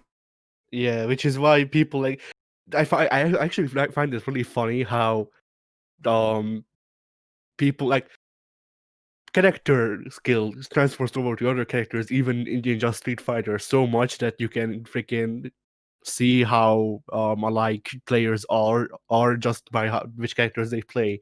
Cause freaking I play Akuma and most Shotos. And I also have a pretty good pocket guile. Yeah. At least if I remember correctly. I don't remember though. But then freaking you look at someone like Daigo. Daigo mains Kage because Ryu is just shit. And once they nerfed Kage, so he wasn't as offensive, I guess. Then he switched over to Guile, which I find pretty funny. I think Daigo's always mained Evil Ryu. I don't know. Most matches I've seen of him were just normal Ryu, but some of those games Evil Ryu was not a thing. So, Yeah. but yeah. And I also like I feel like I figured out a couple of good combos with Kage, but not enough to actually like post it, stack in the freaking in our Discord thing. Whereas with Akuma, I just like I know that the shit I figure out in fighting games isn't like new or on traveled roads, but like the thing with me is that people who play to pay for competition, they always say that, oh well, learning fighting games is the best part, and that's basically what I'm doing. To me, even if people have already found the combos that I find, or if people have already freaking looked at it and went, oh well, that's not what's the word? Freaking out. It may not be new to everyone, but it's new to me, damn it. Right. Yeah, that's not the thing I'm going for, but yeah. Like, it may not be the best. There may be other better combos with like better execution, or just changing out one move, or memorizing the exact layouts of the normals and their timing and rhythm and all that. But like, to me, just being able to go, oh well, because my go-to Akuma combo for, I don't know, like the past half a year at least, has just been Demon Flip Kick into Shoryu, which isn't a freaking hard combo to come up with. But today I was like, well, I wonder if I can put something between them so I can make the combo longer and I can maybe get more damage out of it. And I figured out that if I put the age-old combo of freaking Tatsu into Shoryu after the Demon Flip Kick, it can work out. And that to me is interesting. It's why I even freaking boot up Street Fighter V. Because if I didn't figure this shit out, then I just wouldn't have a reason to play. It's the joy of every Street Fighter game, but every fighting game besides Street Fighter V is that there is an intensely personal feeling to the character that you play and the way you play them.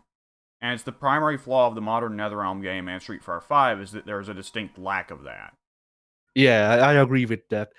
And the thing is, I just wanted to, I guess I'll close on this because I didn't do all that much aside from this. But my thing is, like, I complain a lot about where modern fighting games are heading and how it's all accessibility and all that. Like, to me, people claiming that the fighting game is accessible is the same as people talking about immersion to UW. And so, like, the reason for that isn't just because I don't think that new people should play fighting games, or that fighting games shouldn't have an option. Stay out! I don't want you to play. I want less people to play fighting games. Yeah, but it's not. I want my favorite genre to make less money. Yes, I want my favorite genre to die. You mean? Yeah. But like, it's not that. Nor is it that I just don't want to have the option for people to play simpler fighting games. It's just that it's not an option. People, for whatever reason, don't want to make more complex fighting games anymore, and I just want variety. And that's the big thing, because like, I can enjoy Guilty Gear. Guilty Gear is freaking balls to the wall, high octane bullshit that you can't freaking process until you actually played the game for like 2 months at least. And that's the fun of Guilty Gear. But sometimes I don't want to play Guilty Gear. Sometimes I want to play freaking Street Fighter 2. And Street Fighter 2 is slow as shit compared to Guilty Gear. Yes. But it doesn't make it bad. And it can be, both games can be just as fun as each other. And that's the joy of fighting games to me, is that like, whatever I'm looking for, I can find in a fighting game. And people, like, I sometimes play esports for it because people have been pushing for it under the guise of esports, but I don't think esports themselves are the actual reason that this is where fighting games are heading. I just really dislike that this is where fighting games are heading. Street Fighter V is only like the kind of place it's in with pro gaming because it's got the Street Fighter legacy behind it. Yeah. But like, pretty well every pro player says, I really don't like playing Street Fighter V. Can we both go back to playing Street Fighter 4? That is funny. But yeah, so like my point here being that, like, Phantasy Strike is a game. The amount of transferable skill is arguable, but it is a game that gives you fundamentals and can be fun, which not for me, but it can be fun. I've got to assume, because otherwise people wouldn't play it. But the idea behind Fantasy Strike simply is remove the difficulty of input and focus the game entirely on the neutral. Which for some people is what they want out of a fighting game, and by all means, go ahead. Yeah. I will say that for me, personally speaking, I enjoy messing around with the inputs in fighting games sometimes. There's stuff that I can't pull off. I'm definitely not going to pull off the kind of stuff that Daigo can or Desk can. But I enjoy what I can do. You know? Yeah, for me, inputs are just a major part of fighting games because, yes, there is an execution barrier, but that makes it so much better when you get past the barrier. And then it also balances the game out somewhat because, like, there's a big difference. Like, let's take a very basic move. Let's take a Shoryuken, just a flying uppercut, or I don't know what the hell to call the freaking Shoryuken without just calling it jargon names. But like just a jumping uppercut, you have to input forward, down, and diagonal down to do that move, and then punch. Putting that in takes time. So if you don't do it fast and you don't do it clean, it might not come out. You might get hit. If it's just like a button, if it's just one button, then you can just do it on reaction, and you can still do it on reaction with the input. Which is an important part of the balance of Grand Blue, I should note. Because it has the ability to both do input specials and one-button specials. One-button specials are on a cooldown. Input specials are not. But the pro players like to use the one-button specials sometimes so that they can get immediate reaction Shoryus. Yeah, and so like there can be an argument made that's good, and I mean for Grand Blue it sets it apart, so it is good. It is an interesting design, but sometimes when people are praising simpler fighting games, it seems like they're trying to push the whole genre towards that. Whereas, in my opinion, it shouldn't go either way because I don't want to play Fantasy Strike when in a freaking Guilty Gear dress up, and I also don't want to play Street Fighter. I don't want to play Guilty Gear in Street Fighter clothes. I don't think you could really try and pull off. I was about to say I don't think you could really Fantasy Strike Guilty Gear, but then I was like, oh, Power Rangers. Power Rangers is fairly close to that. Yeah. I also just really dislike Power Rangers. Yeah. Like not the freaking the IP, just the game didn't really gel with me. Yeah, I absolutely get that. I got a kick out of the way that its gameplay was structured as someone who has been too stupid to really get Marvel. I don't know. For a long time I thought it was too stupid to get Marvel, but actually going back and playing Marvel 3 for fighting games I found out, oh, I actually really like Marvel 3. Yeah, Marvel 3 can be a lot of fun. I had a lot of fun making combos in that game. Not as much playing against the AI, but making combos was fun. Yeah. And I mean, the one time I played against the guy was fun. He immediately went to Uniclear because in Uniclear I couldn't touch off that. But you know. I don't know. I just want variety. Basically, that's it. I don't want I like some changes that they made in Strive as well, but I still want like less damage and more movement and shit like that. I just want variety. I want to be able to choose between new fighting games that aren't freaking dead or don't require parsec. Because there's always the argument that, oh well, you can just go back to old fighting games, and yes, I could just freaking import a copy of Sengoku Basara Cross from Japan and buy a Japanese PS2, but the option is technically there, yes. But I can't play with Dabya through my PS2 if I do that. I mean, the ideal is to hey, port more shit over to new consoles, assholes. Yeah, give it all to Code Mystics. They know what they're doing. How the fuck is Capcom not re-released for current gen consoles the Street Fighter 3 Online Edition or Marvel vs. Capcom 2 Online Edition? I don't know, but I would buy both of those. Abso-fucking-lutely! There is no reasonable modern way to play Marvel vs. Capcom 2, and that game's still unprecedented in a lot of ways. Including imbalance. Yeah. including Iron Man. Yeah. And Iron Man wasn't even like a freaking a good character in that game. Iron Man was just an easy one to do an infinite with. He wasn't Cable tier. Yeah. Yeah, I like that it's like Cable tier. It's Cable, Storm, Magneto, freaking Psylocke, and who else? Not Psylocke. Oh shit. Not Psylocke. Sentinel. Fucking Sentinel. Oh, No, it's Sentinel. not Cable tier. It's Sentinel tier. Fuck. Yeah, it's Sentinel tier. Sentinel You was so have that. broken that when they nerfed him for 3, he was still broken. Yeah. And then under that tier you have everyone else. There's Captain Commando and Cyclops who are like, oh, they're good if you put them with Cable. Otherwise, shit. I wish more old fighting games could be released with freaking mixed netcode. I wish they'd bring back Hell, Captain Commando for one of these new Marvel games. There are no new Marvel games. What am I talking about? Yeah, I look forward to Captain Commando in Capcom vs. Capcom in 2020 never. Man, at first when people are all like, oh, they should just do Capcom vs. Capcom, I was like, no, I want Marvel vs. Capcom 4, damn it. But with the passage of time, I'm starting to be like, yeah, I'll fucking take Capcom vs. Capcom, fuck it. I mean, if Capcom vs. Capcom means that we actually get like freaking cast of characters from things that aren't just Street Fighter, Darkstalkers, and DMC, then Yeah. like, Well, no, sorry. Let me say that again. Games that are in Street Fighter, Morrigan, or DMC, yeah. because there's no Darkstalkers representation. It's only Morrigan from CVS2. Felicia, you gotta get your cat tits in. Oh yeah, cat tits. I forgot about cat tits. Yeah. You know that if they made like 6 of those, right? I'm sorry, what? You know cats have like 6 of those, right? Oh boy. Yeah, that'd change Felicia's design, wouldn't it? I mean, it would be interesting to see her. She would be like a freaking like a centipede, but with tits. That's horrifying. Oh, I am so incredibly turned off right now. Words cannot express it. But she doesn't wear clothes. She only has freaking fur over her nipples.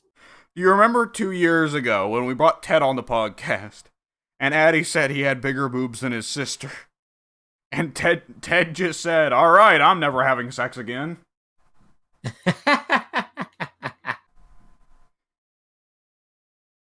Christ. Anyway, You do anything else, Addy? I don't think I did. I might have played some more Sonic 3. Oh yeah, I did actually get a very rare achievement for Sonic and for Sonic Mania. Did something hit you? No, it's okay. All right. Which one is Sonic 3? Not Sonic 3. I misspoke. That's the one that I like. The 2D one that I like. And Knuckles. Yeah. And Captain Knuckles.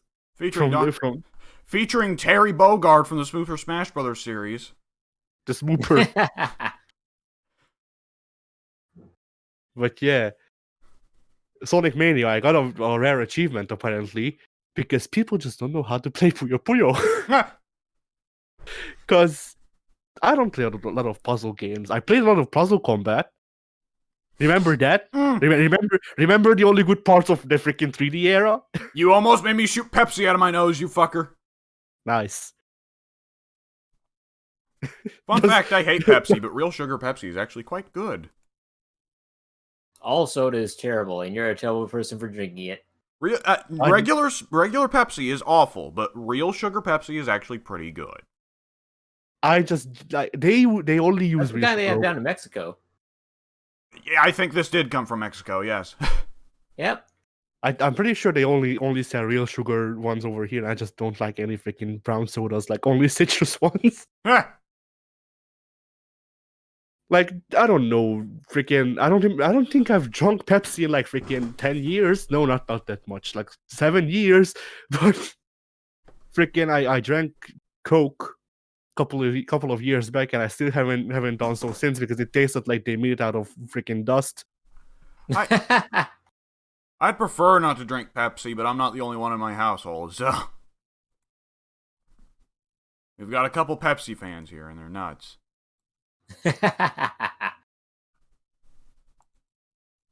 But yeah, so I don't play puzzle games a lot because I'm stupid.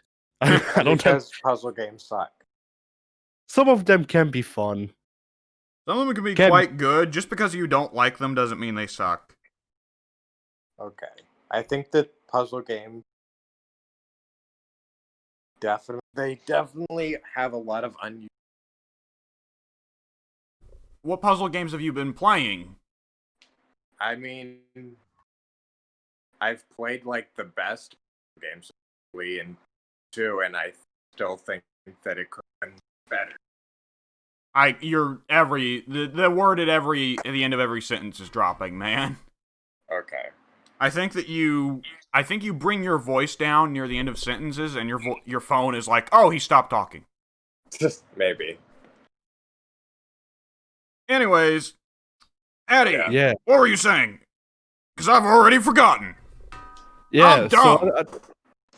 I said that actually. I said that I'm not really. I don't have the mental fortitude for most puzzle games because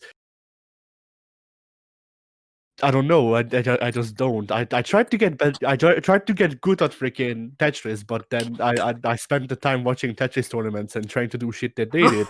And I mean, I replicated it pretty okay, but not good enough. I feel like I'd have to be good at basic Tetris before I can look at the pros and be like, oh, I should do that. That'd just be one of those things where I look at what they're doing and I'm like, well, I don't fucking know. I understand some of what they're doing, but then it gets to like the freaking Arico Tetris games, and that's no never. You're ahead of me. I've always been really bad at Tetris. Have y'all seen freaking of the video of Arico Tetris? I don't even know what that is. Nope. No clue what you're talking about. So the people who made the Street Fighter EX series and Fighting EX later now, they also used to make Tetris arcade games. Mhm. And the I saw this video of a guy who basically the frame that the Tetraminos appeared on the screen, they were already on the ground. He was that fast. So the thing that makes the Arico Tetris games really stupid, aside from being able to do that, well, not stupid in the freaking bad way, but you know what I'm trying to say. Over the top. Yeah, the thing that makes them over the top so much is that during the credits sequence, the game is still playing. You just don't see what freaking Tetraminos you get, Oh, or where you place them. oh. So blind Tetris, have fun. And you need to beat that to reach the highest rank in the game. I have no idea how that would even work. I'll see if I can find Sounds- the video for you, but Sounds- yeah, Sounds and muscle memory. yeah. Because How I do think sounds indicate what block you're getting? I don't know. I've not played Arica Tetris, and neither have you. But yeah, so that basically that's the level of Tetris when I go. No, never. I will never reach this because no, I actually genuinely will never reach this. That guy trained on that game for like freaking 11 years. I've played through Dead Rising 1 25 times or 26 times. I don't think I could beat it blindfolded yet. That's when you're really an expert. That's when it's time for me to stop playing Dead Rising. Yeah. But yeah, so Puyo Puyo is basically Dr. Mario, more or less, but instead of like from what I remember, I haven't actually played Dr. Mario in like 15 years, but from what I remember, it favors just putting like 3 of one color on the colored thing that you're supposed to get rid of, right? Something like that. You only drop, you don't drop unique Tetris shapes, you just drop pills. Yeah. And with the pills, it's pretty well just a 2-block Tetris shape, and 1 block is one color and the other block is a different one. Oh, I remember that. I just don't remember the exact mechanic of clearing rows, or the equivalent, which is just getting rid of the viruses.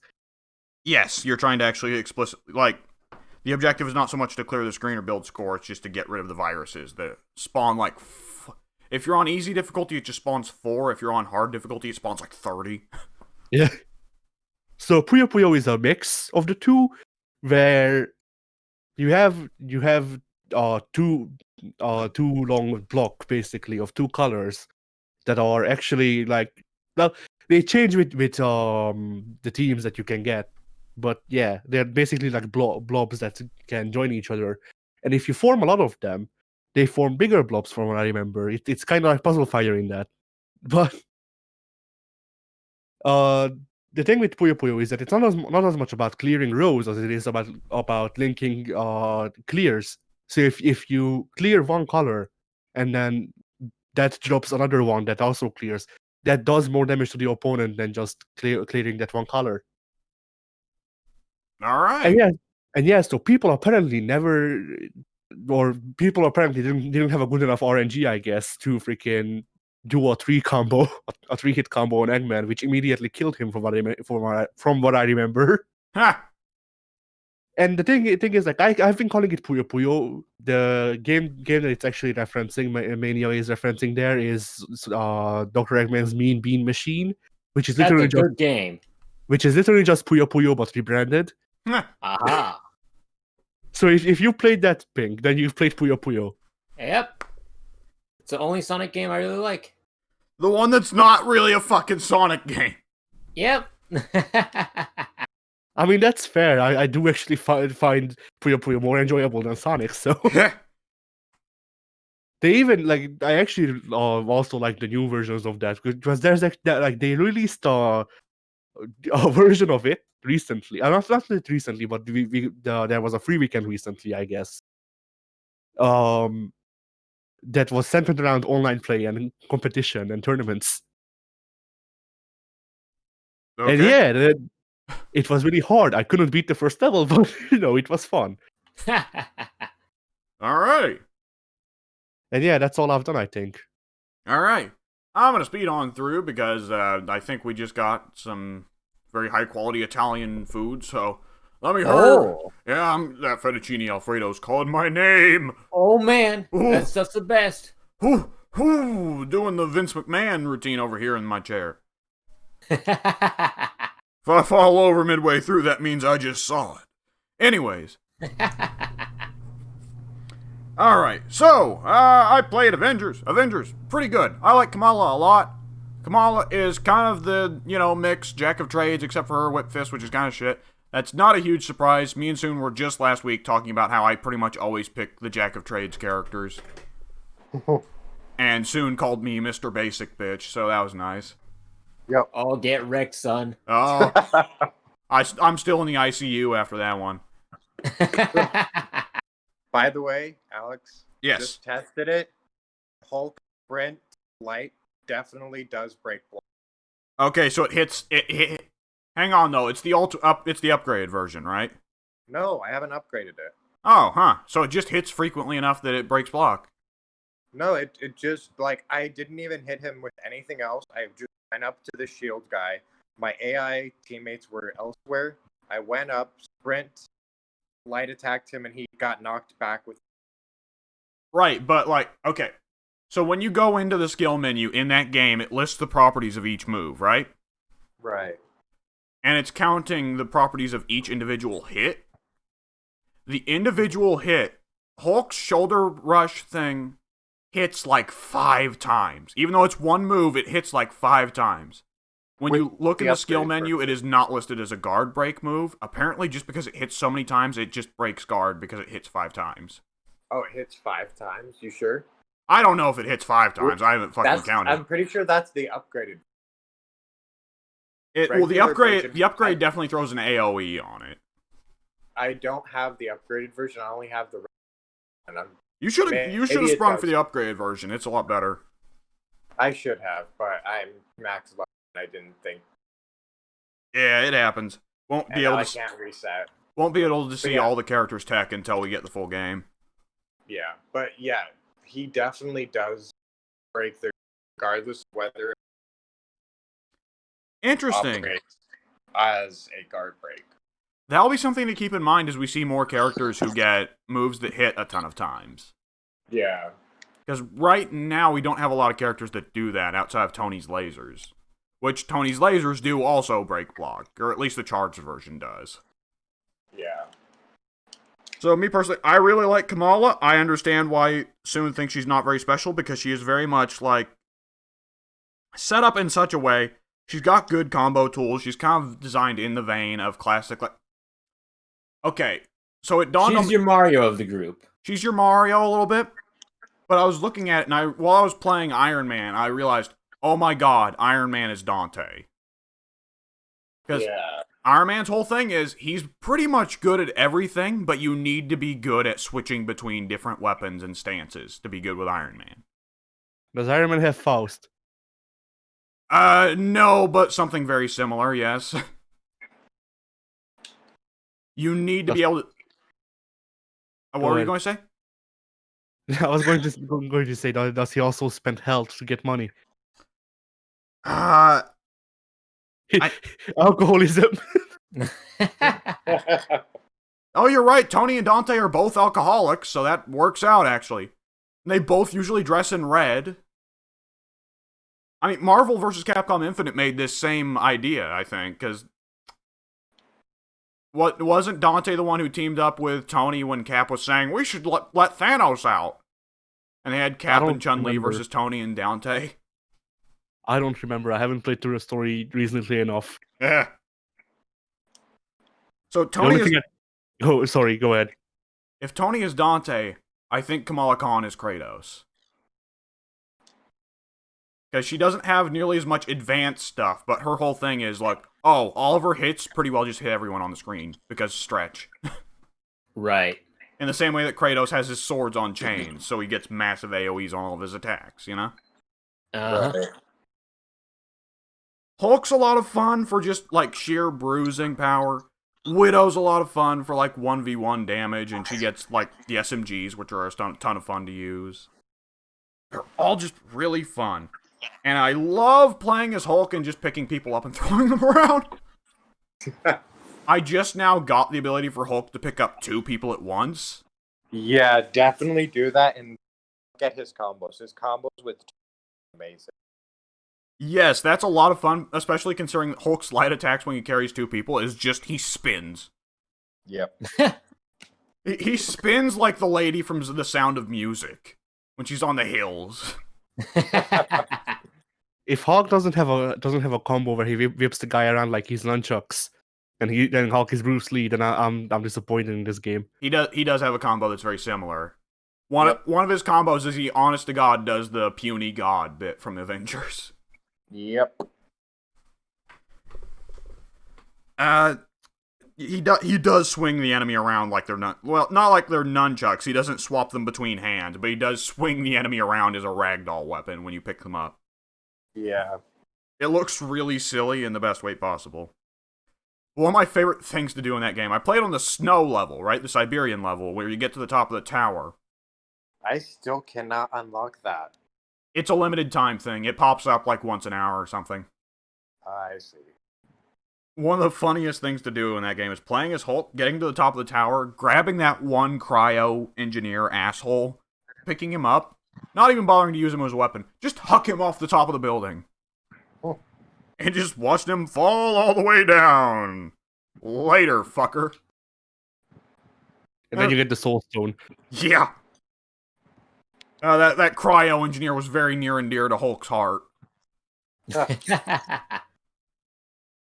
Also, I love that since the AI doesn't bother to do anything if the player is Hulk, oh, well, Hulk has to do all the computer shit. Which makes no sense, but okay. Yeah. At least they gave Hulk special animations where he's not pressing any buttons. He's just like, Hulk confused, hit. It's like when Hulk chest, he kicks. Yeah. That's a Kratos move right there. Kamala may have Kratos' gameplay, Hulk has Kratos' personality. What God of War have you played where Kratos just kicks the chest open? He definitely smashes them open in the old games. Yeah, he does. He does. But you have to, like, Yeah. I do want to note there's a lot of really fun animations like that. I just now found out, like... So there's the takedown animations on the big spider crawlers.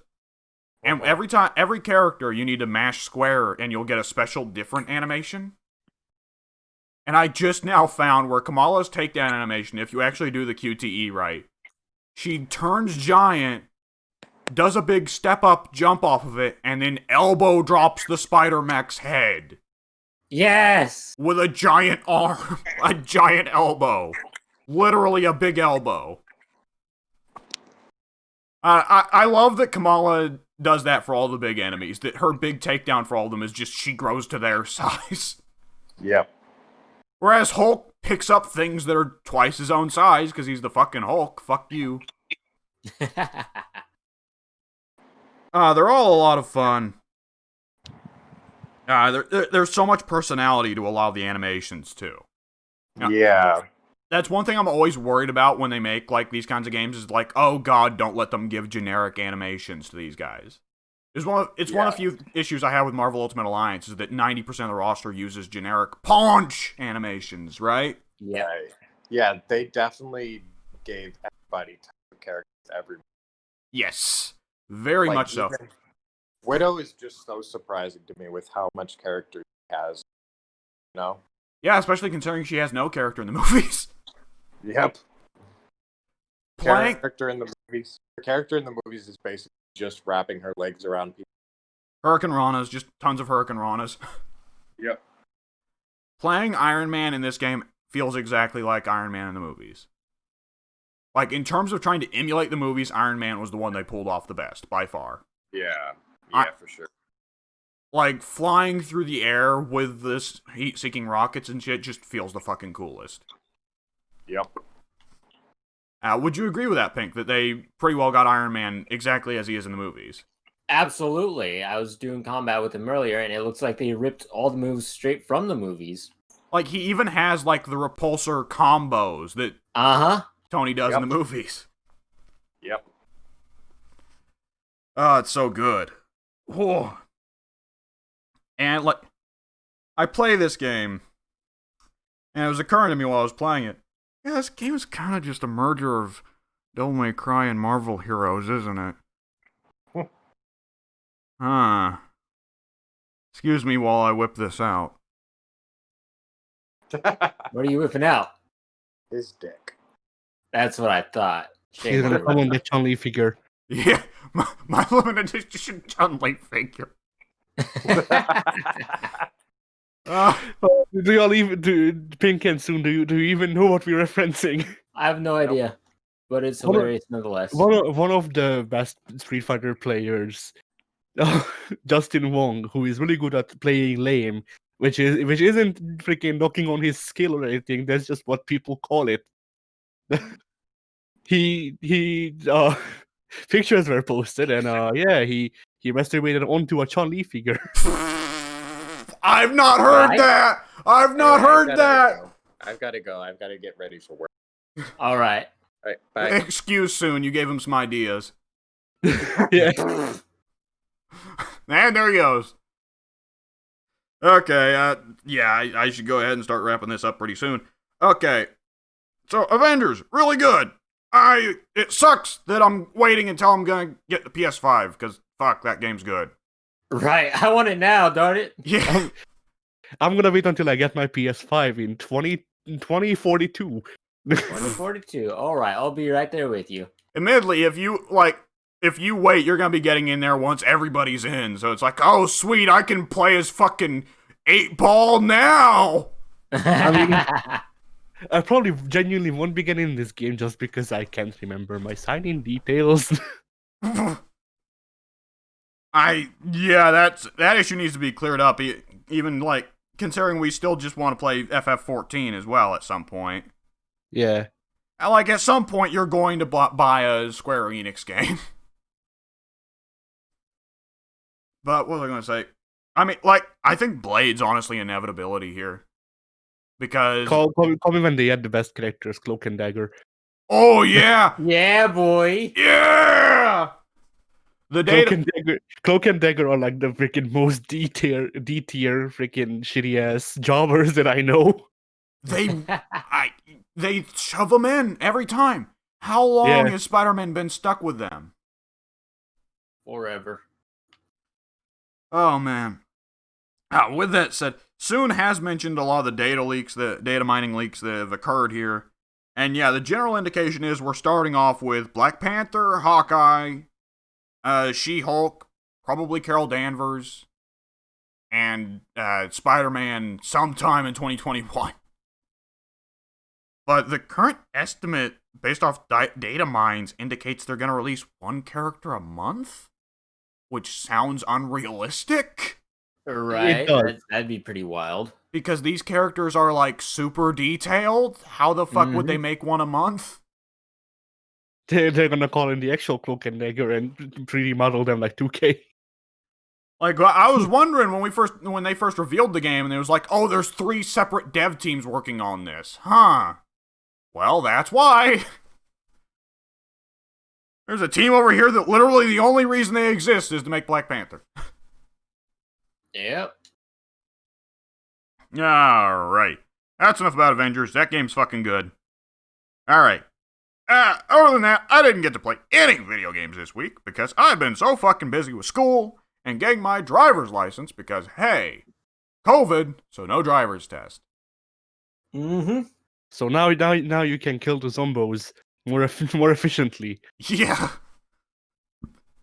I like the idea that I wasn't going to get my driver's like I was going to not drive if the zombie apocalypse starts. Like, oh shit, now I can't get my license. No, I mean the zombies on the streets right now. Oh yeah. I did get to watch 3 movies. Something consumer isn't. Anyway, yeah.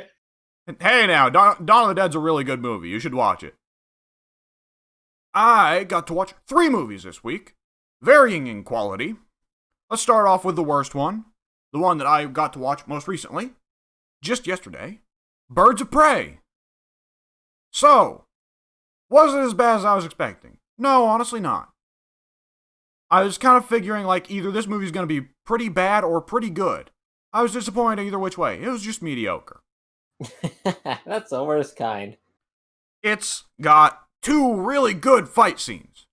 Really, really good ones. It's also got 2 really good boys. Can we call hyenas boys? It's only got 1 good boy. They literally could only afford 1 hyena. Oh, I guess they're just saving the second one for the sequel. Yeah. Now they just photoshopped it so there's the one fight out twice. Yeah.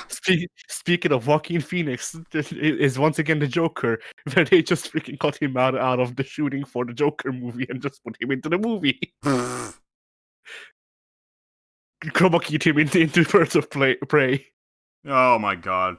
I wish that would look really funny. It would. Okay, so the notable things here, there's 2 really good action scenes that were both, conveniently, they called in the guy who directed John Wick to do them, so yeah, they're really fucking good. That's where their budget went. Yeah. There's 2 really good performances. Margot Robbie is still a fantastic Harley Quinn. I wish that she had a better cinematic universe for them to put her in. And boy, oh god, is she really showing how much she loves playing Harley in this movie. The talk going around the movie was that the movie pretty well only existed because Margot Robbie was moving the sun, the moon, and the fucking earth to get it working. Yeah. And yeah, you can tell this What did she not do in regards to the production? She probably worked the lights and cameras as well. Yeah, pretty well. She was definitely the lead producer. And yeah, she is just yucking it up super hard as Harley throughout the entire movie. Which is fun. It's fine. You know, that's good. And the other one that I was really shocked by, Mary Elizabeth Winstead is a really fun Huntress. Alright. Because she plays Huntress the same way Thomas Jane plays Punisher. Alright. She is dead serious, completely deadpan, a complete dick to everyone. And she balances it wonderfully between, she comes off as genuinely deadly, probably the deadliest one out of the group, but she's still kind of pitiful. Like, it's a running gag through it. Like, okay, first of all, throughout the entirety of the first 2/3 of the movie, you don't even get to see her, like, you don't get to know who she is. Just legitimately every action scene in the movie, at some point, Huntress shows up, shoots somebody in the neck with a crossbow bolt, leaves. Like, honest to God, it's like someone called her in as a fucking striker. She's the mysterious stranger. Yes, actually, exactly. She appears right when she's needed, shoots somebody in the neck, leaves.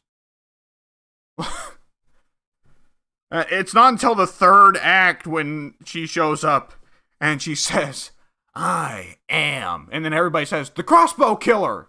And she goes, no, damn it, I'm the huntress. I'm the huntress, damn it. Because guess what? If you just show up, kill people, and then leave, people aren't going to call you the name they want you to call you. And throughout the entire third act of the movie, it is like one of the actually really good running gags of the movie is, oh shit, it's the crossbow killer. Huntress, damn it. I put all this work in on the costume and the name and everything. Fuck. I forget, do they have the magician woman? No, they don't have Zatanna. Oh, I like Zatanna. I like Zatanna too, but they went for the Birds of Prey lineup being Huntress, Renee Montoya, and I've already forgotten her. Black Canary. Black Canary is by far the worst character in the film. Oh. She has no character to her. She is just there. That's a shame. I also like Black Canary. Yeah. Then again, usually when I think of Black Canary, I think of how good they work together with Arrow. So yeah, the trouble is that Canary's kind of a satellite character. She either works off of Batman, Green Arrow, or her mother. Neither of those three characters are in this movie. I don't. Kind of, yeah. I don't remember how she was portrayed in Brave and the Bold. That's the one that I remember being really good. Everyone was good in Brave and the Bold. Come on. True. Outrageous. Outrageous.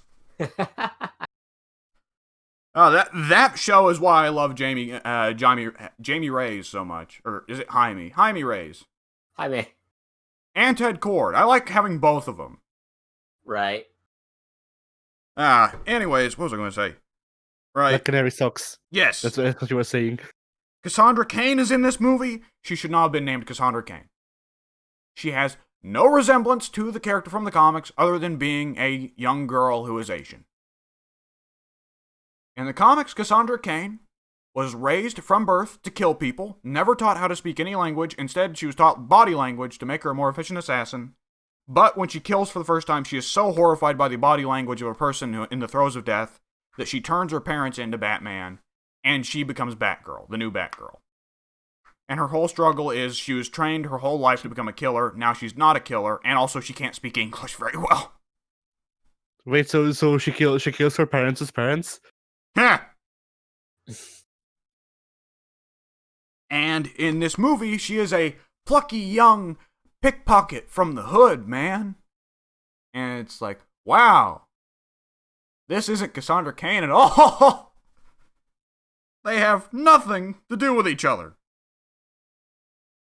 Oh boy. And Renee Montoya gets very little focus. I was really disappointed that she never becomes the Question at any point in the film. I thought that was a missed opportunity. But it cracked me up because they just make her an alcoholic train wreck. Like, legitimately, like, half the big scenes, Renee just stumbles in drunk, and it's like, oh, well, here's Renee, and she just falls all over herself. But Harley and Huntress are a lot of fun.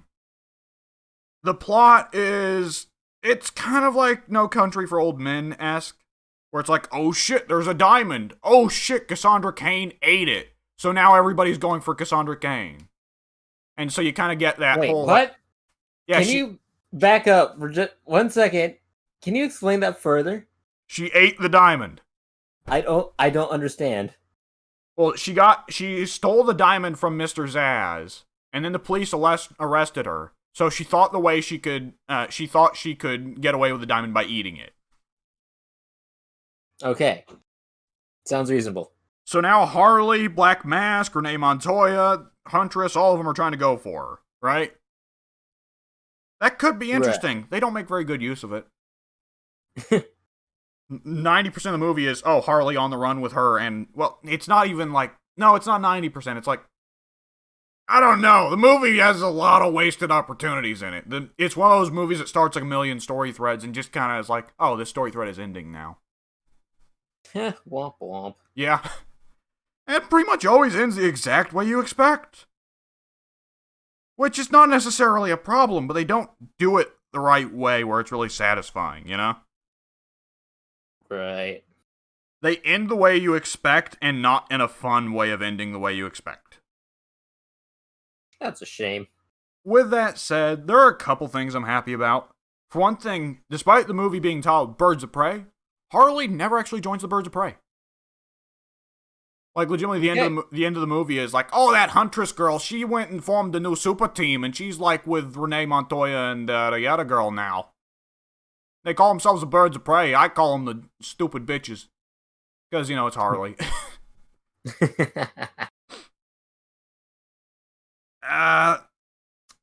And the last thing I want to say is Ewan McGregor as Black Mask. For one thing, he only wears the mask in one scene. He's too beautiful to wear it in the others. I know, but like the character's literally called Black Mask. Come on. I mean, if you really wanted to go for marketability, they should have just painted his face black and then called him Blackface, and then it's a moral racism as well. Yeah, Ewan McGregor was clearly on the set of this film so he could cheat on his wife with Mary Elizabeth Winstead, too. So yeah, just add more controversy to McGregor, why don't you? Yeah. Ah, Christ. Now that I think about it, him and Mary Elizabeth Winstead don't actually share any scenes in the film, even though ostensibly Winstead got him on the film so they could still go sleep together while they're working. Ah, Christ. They made Black Mask, the primary aspect of his character here, was the primary aspect of Black Mask in the comics. And everything else, really. Yeah, he's basically a mobster, like Kingpin. He's a dick. He's not just a mobster, he's a dick about it. Right. And here his primary aspect is that he's very flamboyant. He wears nice, big, showy dresses. He acts very homoerotic around Mr. Zsasz. He covers his place in, like, nude statues. And he always talks like this, darling, and all that, right? He does JoJo poses. Oh. Pretty well, yeah. And throughout the Sorry, go ahead. First act of the movie, I had to turn to my family and be like, Black Mask's not anything like this in the comics. And then there's a scene midway through where he just hears some bad news. He flips his shit. He kicks over the table. He starts slapping his workers. He's shouting abuse at everyone that he can. And I turned to my family and was like, this is Black Mask in the comics. It's just, he's Black Masking it up, right? Pank, you've seen Under the Red Hood, right? Yep. You remember Black Mask's characterization in that movie? Yep. Yeah, he was one of the most fun characters in that movie, wasn't he? Absolutely. Yeah, and he Black Masks it up in that scene where he's just kicking shit over and he's just cursing and all kinds of things. He had one of the most memorable deaths for a villain in a comic book movie, I gotta say. Spoilers, you graphically see him explode into tiny little bloody chunks. Nice. Poor Ewan. Yeah. I will say, there was one thing that I found very odd, amusing, and at the same time I was kind of like, that was kind of immature. It's a running gag in the movie that Harley, since she's not dating Joker anymore, everybody sees her as a target, and everybody who wants payback against her is going for her. So the running gag is that every time a new enemy appears for Harley, the freeze frame appears, and we get to see the character's name and why they're pissed at her. And it's like, oh, here's Hank. He's pissed because I told the Joker to mark his face up as a clown. Oh, here's Renee Montoya. She's pissed because I broke her partner's legs. Right? It gets to Black Mask, and it just starts listing off like a shit zillion things. And one of the things that passes is left a floater. And the idea of, I know it's terribly immature, but the idea of Black Mask hunting down Harley Quinn because she took a shit in his toilet and didn't flush. I don't know why that gets to me. I don't know, that just kind of works for how petty Black Mask is.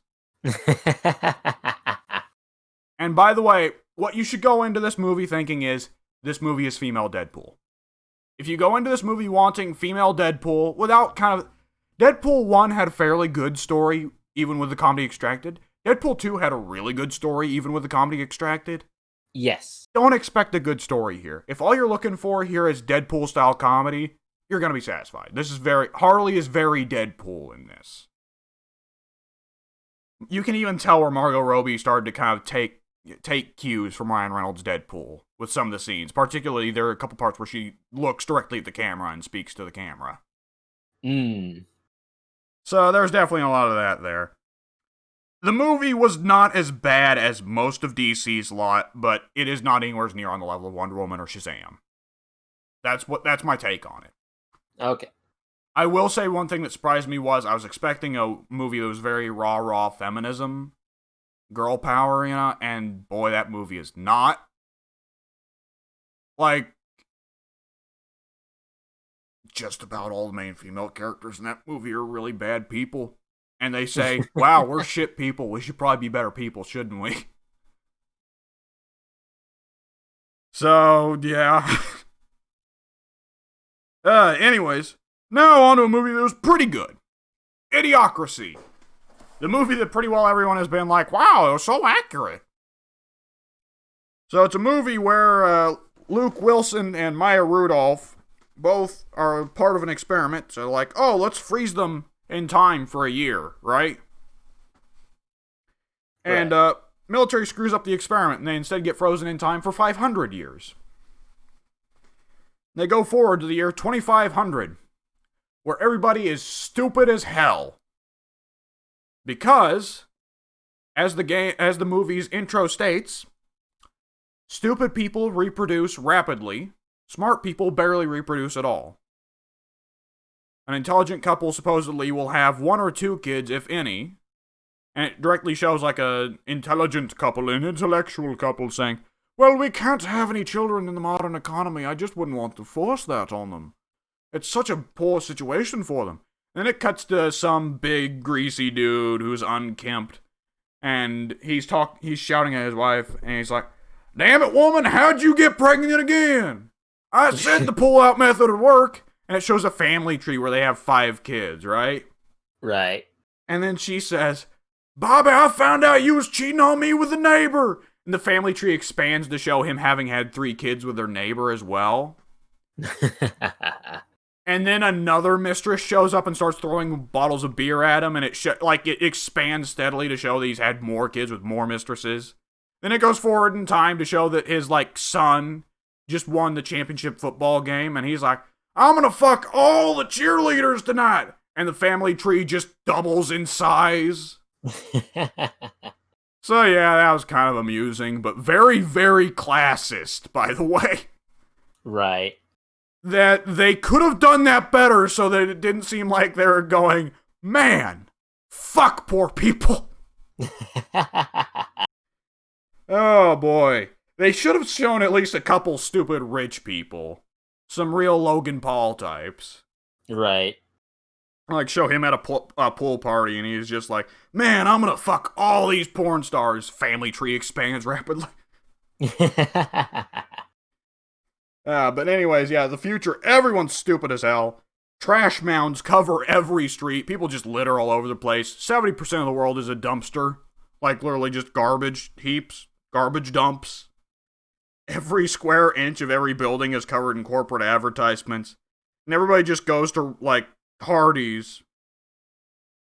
All of the Wall-E robots have been converted into sex bots. Yes, actually. Like, the way the show introduces you to the way people of the future live is that Owen Wilson accidentally barges into the living room of a jackass played by Dax Shepard. And he's sitting on a recliner seat that is also a toilet. And he's watching TV. And the TV, for one thing, on all sides of the TV are showing a ton of ads. But also, the TV show he's watching is just simply labeled, Ow, My Nads. And it is just a show of a dude getting hit in the balls repeatedly. The main character then goes down the street and he sees that the theater is only showing one movie, Ass. Which is literally just an hour and a half recording of a dude's ass.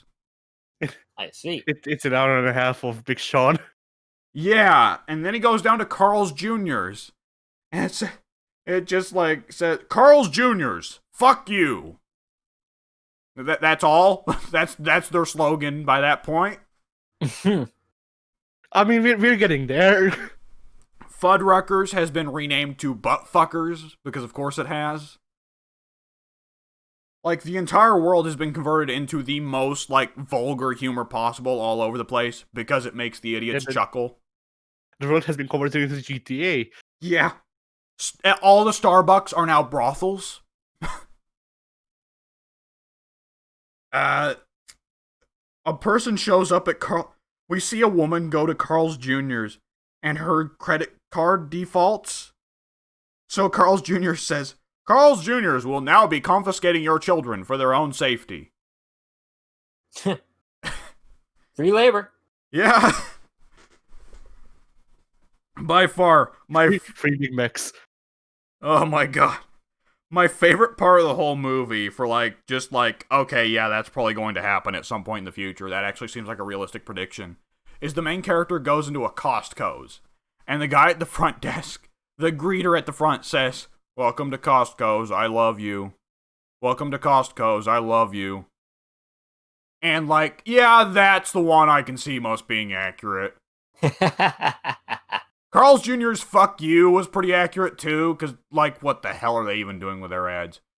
I haven't watched TV in 10 years, but the last time I did, I definitely remember Carl's Jr.'s and Hardee's were just like, here's a woman with giant fake bazongas and blonde hair eating a burger. Eat our burgers, asshole. Yeah, I remember that too. Yeah, so, yeah, Carl's Jr.'s fuck you is a pretty natural... It's a natural progression, you know. Yeah. The next evolutionary step. Yeah, but you need a moonstone. Oh my god. The President of the United States, by the way, is pro wrestler turned porn star turned politician Hector Elizondo Mountain Dew Camacho. Which may be played by Val Venus? Played by Terry Crews, so close enough. Okay. Probably the greatest name for a fictional character ever. Is his name actually Mountain Dew? Yes, Hector Elizondo Mountain Dew Camacho. Ah. One of the cabinet members, like the Secretary of Defense, ends every sentence with the brought to you by, it's brought to you by, I don't know, Hardee's or something, right? And the main character turns to him and says, why the fuck do you end every sentence with brought to you by Carl's Jr.? And he says, because they pay me every time I do it. I mean, yeah. When was this movie made? 2005 or 2006. Okay, yeah. So, you gotta keep in mind, this was made 10 years ago. Nowadays, it'd be a very different commentary. Not only that, but also, like, the brought to you by thing was still prevalent today. There was a lot more apparent back then, just because you had shit like, McDonald's paying every singer for whenever they mentioned the Big Mac. Well, we've still to this day got every YouTuber being brought to you by Raid Shadow Legends, so... No, it's not Raid Shadow Legends anymore now, it's Raycons. Yeah, something like that, or Valiant. I can't keep up with the kids these days. It's Volume. Nah. Freaking... Today's Shut Your Mouth Lounge, brought to you by Xanax.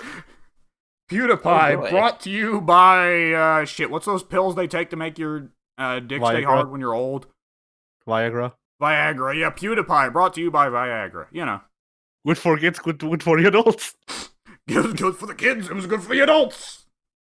That's one of my favorite JonTron lines. There's one part I like, legal processes in that universe are, of course, like an incomplete farce, because the lawyer just steps up and says, like, oh, this guy's he's real, a slur for homosexuals that I won't use. Yeah, I think he's guilty, and it's the defending lawyer. And then the judge is like, yeah, he is real homosexual slur. I say we kill him. An execution in this universe is they put a ball and chain on you and send you out in between a bunch of monster trucks. Which, nice. Yeah, these are all pretty accurate satires for someone living in the 2000s, I gotta admit. Yeah. People were definitely quite fond of NASCAR and monster trucks at that time. I look forward to when legal proceedings will be freaking decided by American gladiators. Yeah, pretty much. Pretty much. And of course, I genuinely would just really like for them to. You know the thing where they had the large Q-tips and hit each other on a pedestal. Yeah. I want that to be the legal proceeding. I want two lawyers hitting each other with large Q-tips. And beneath them is just a pool of piranhas. Yeah. Beneath them is the entire treasury's worth of freaking metal coins. So like they don't necessarily die, but they will get very injured. Oh my god. Oh. One thing that did crack me up was, for one thing, everybody in the future apparently wears like, oh shit, that really shiny, stupid fabric. The shiny one, damn it. I know which one you're talking about, but I don't know the name of it. Yeah, something like that. It starts with a V or something. Velcro? Not Velcro. No, everybody's wearing Velcro from head to toe, yeah. They just stick together. Learn how to tie the shoes. Mount your friends. It has become a reality. Oh boy. Satin is pretty shiny. What'd you say? Satin. Satin. Yeah, they're wearing satin or something like that. Because in this universe, the crops have started growing, so they can't make clothes out of, like, proper plant fibers anymore. Because instead of feeding plants water, they feed plants Gatorade. Nice. And it just kills the plants. And every time that Owen Wilson is like, what the fuck? Why? They just go, it's got electrolytes. It's what plants crave. And Owen Wilson gets brought in as the Secretary of the Interior because he's the only person left in the entire country with an IQ above 40. And he just goes, let's stop feeding the plants Gatorade. And they do. And it immediately causes a mass market crash because it turns out Gatorade employs 70% of the entire world's population. Because they have entirely replaced water with Gatorade in the entire world except for toilets. Nice. Incredible. It's kind of low budget a little bit. Looks low budget. It is worth noting that the movie was a little bit screwed because when they were making the movie, they went around and got as many corporate like appearances as they could for the gag of having, corporations like, Costco. Welcome to Costco. I love you. So they went around and got as many as possible. And when they did that, the corporations didn't know, oh, we're going to be taking the piss out of you this entire movie. So when the movie finishes and the production company sees it, and it's a movie basically dragging a lot of corporations through the mud, the production company is like, oh, fuck, we're going to get sued super hard for this.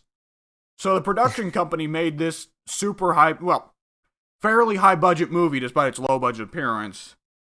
They made it where it only popped up in like a dozen theaters across the entire country and otherwise went directly to DVD. Even though it was from a fairly successful comedic writer, Mike Judge. And that's how it wound up being a cult classic. And that's also why Mike Judge totally gave up on making feature films after that. And was like, fuck it, I'm just gonna make King of the Hill from now on. Oh, damn it, Bobby. Something like that. I haven't watched King of the Hill. I have, but I watched it with dubs. So. Oh. The Hungarian version of Damn It, Bobby. I don't remember what Tank sounded like. Hank Hill. No, I can't do a Hank Hill impression. Alright. And one last movie that I watched, which was fan-fucking-tastic, Jojo Rabbit. It's a movie about a Hitler Youth kid who his imaginary friend is Hitler, as played by Taika Waititi. But is it a very small pocket-sized Hitler that isn't actually Hitler? It is just a clone. That'd be funny if it was, but no, it's life-sized imaginary friend Hitler. Oh, I do want to point out that Taika Waititi playing Hitler should be noted. Taika Waititi is Maori and Jewish, ethnically. So they got a Jewish dude playing Hitler. There's a level of irony there. Just a bit, just small. Just a taste he's, of irony. he's reclaiming the mustache. Yeah, it's mine now, you stupid German bitch. I mean, I wouldn't mind if people start reclaiming that mustache. I don't I necessarily. would. It's not attractive at all. Give it 200 years. Yeah, I mean, I don't find it good looking, but you know, it's a style.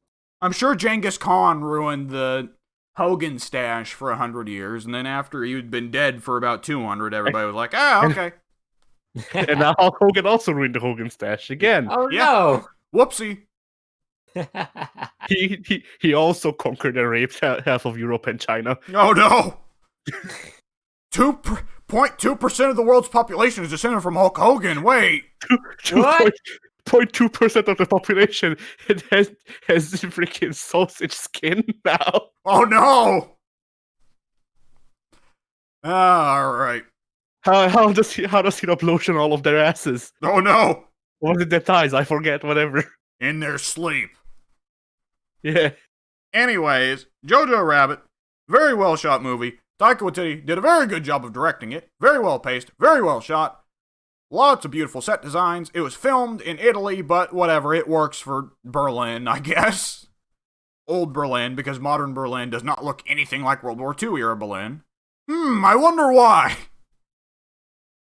Just look at shelled out burning buildings. Oh, I see. I think Taika Waititi should really put more work in on serious stuff instead of comedic stuff. He can be funny, but he's really not as good at comedy as he is at drama. Because, like, what were the best parts of Thor Ragnarok? The parts where they weren't trying to be funny. Yeah. And it's the same here. Some of the comedy is actually fairly funny. There's a great scene when it shows the Hitler Youth practicing with weapons because, you know, the Nazis were assholes. And one of the kids tries to throw a knife at a tree. It's the hilt of the knife that hits the tree, bounces off, flicks back, embeds in the kid's knee.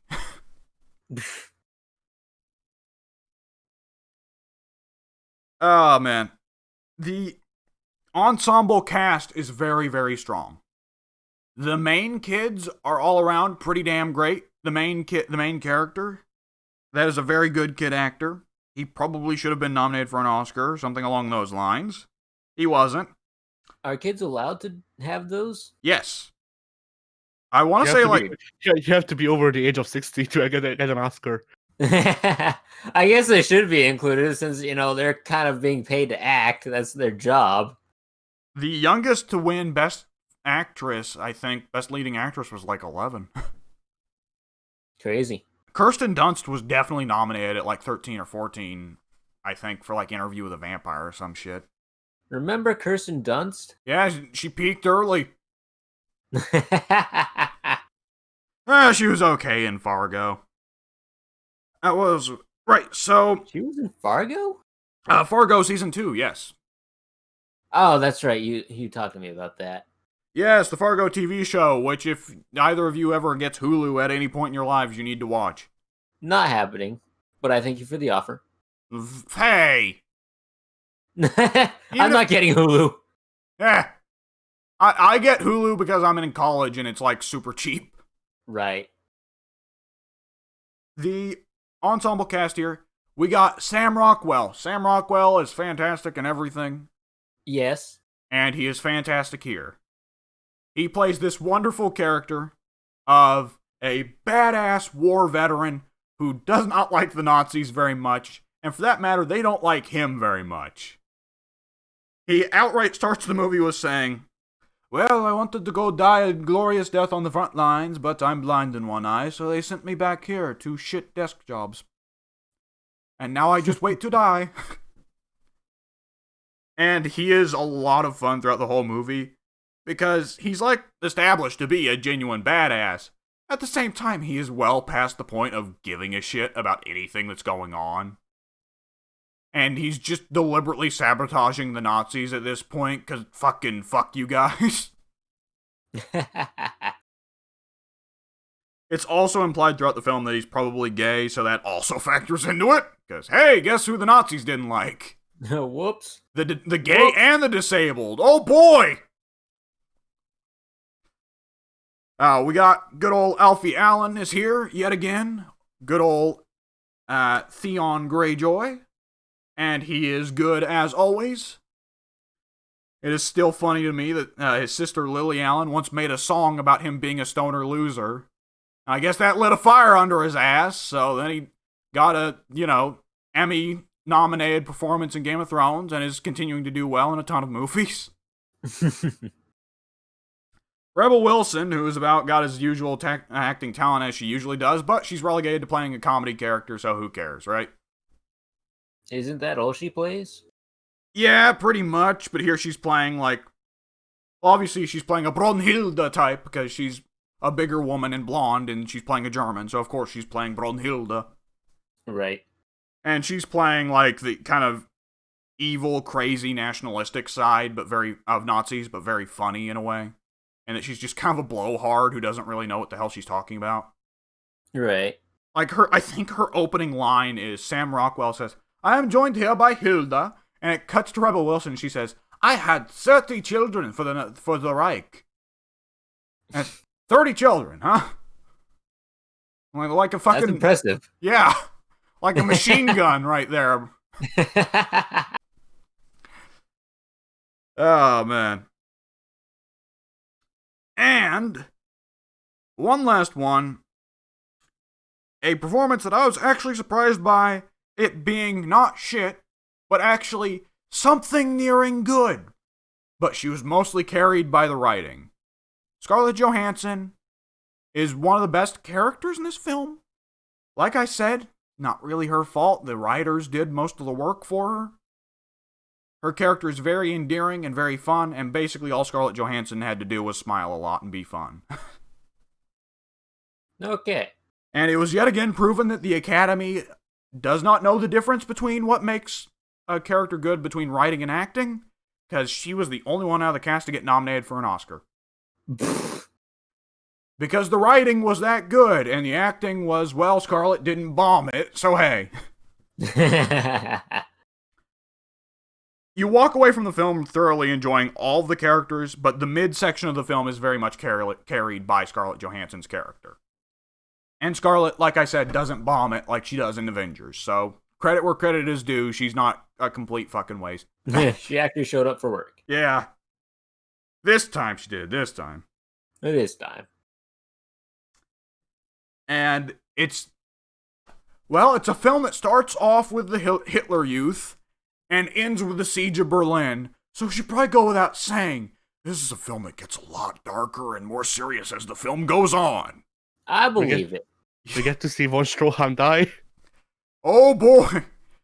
Yeah, straight up. I think he died at Stalingrad, but yeah. I think a lot of the memes that were used for von Stroheim actually wound up getting repeated for this movie. Like the I never thought I would cry at seeing a Nazi die meme got repeated, but with someone else. And there's definitely... Sam Rockwell's character definitely got compared a lot to Stroheim in terms of lovable Nazi. Did he also have a machine gun in his stomach?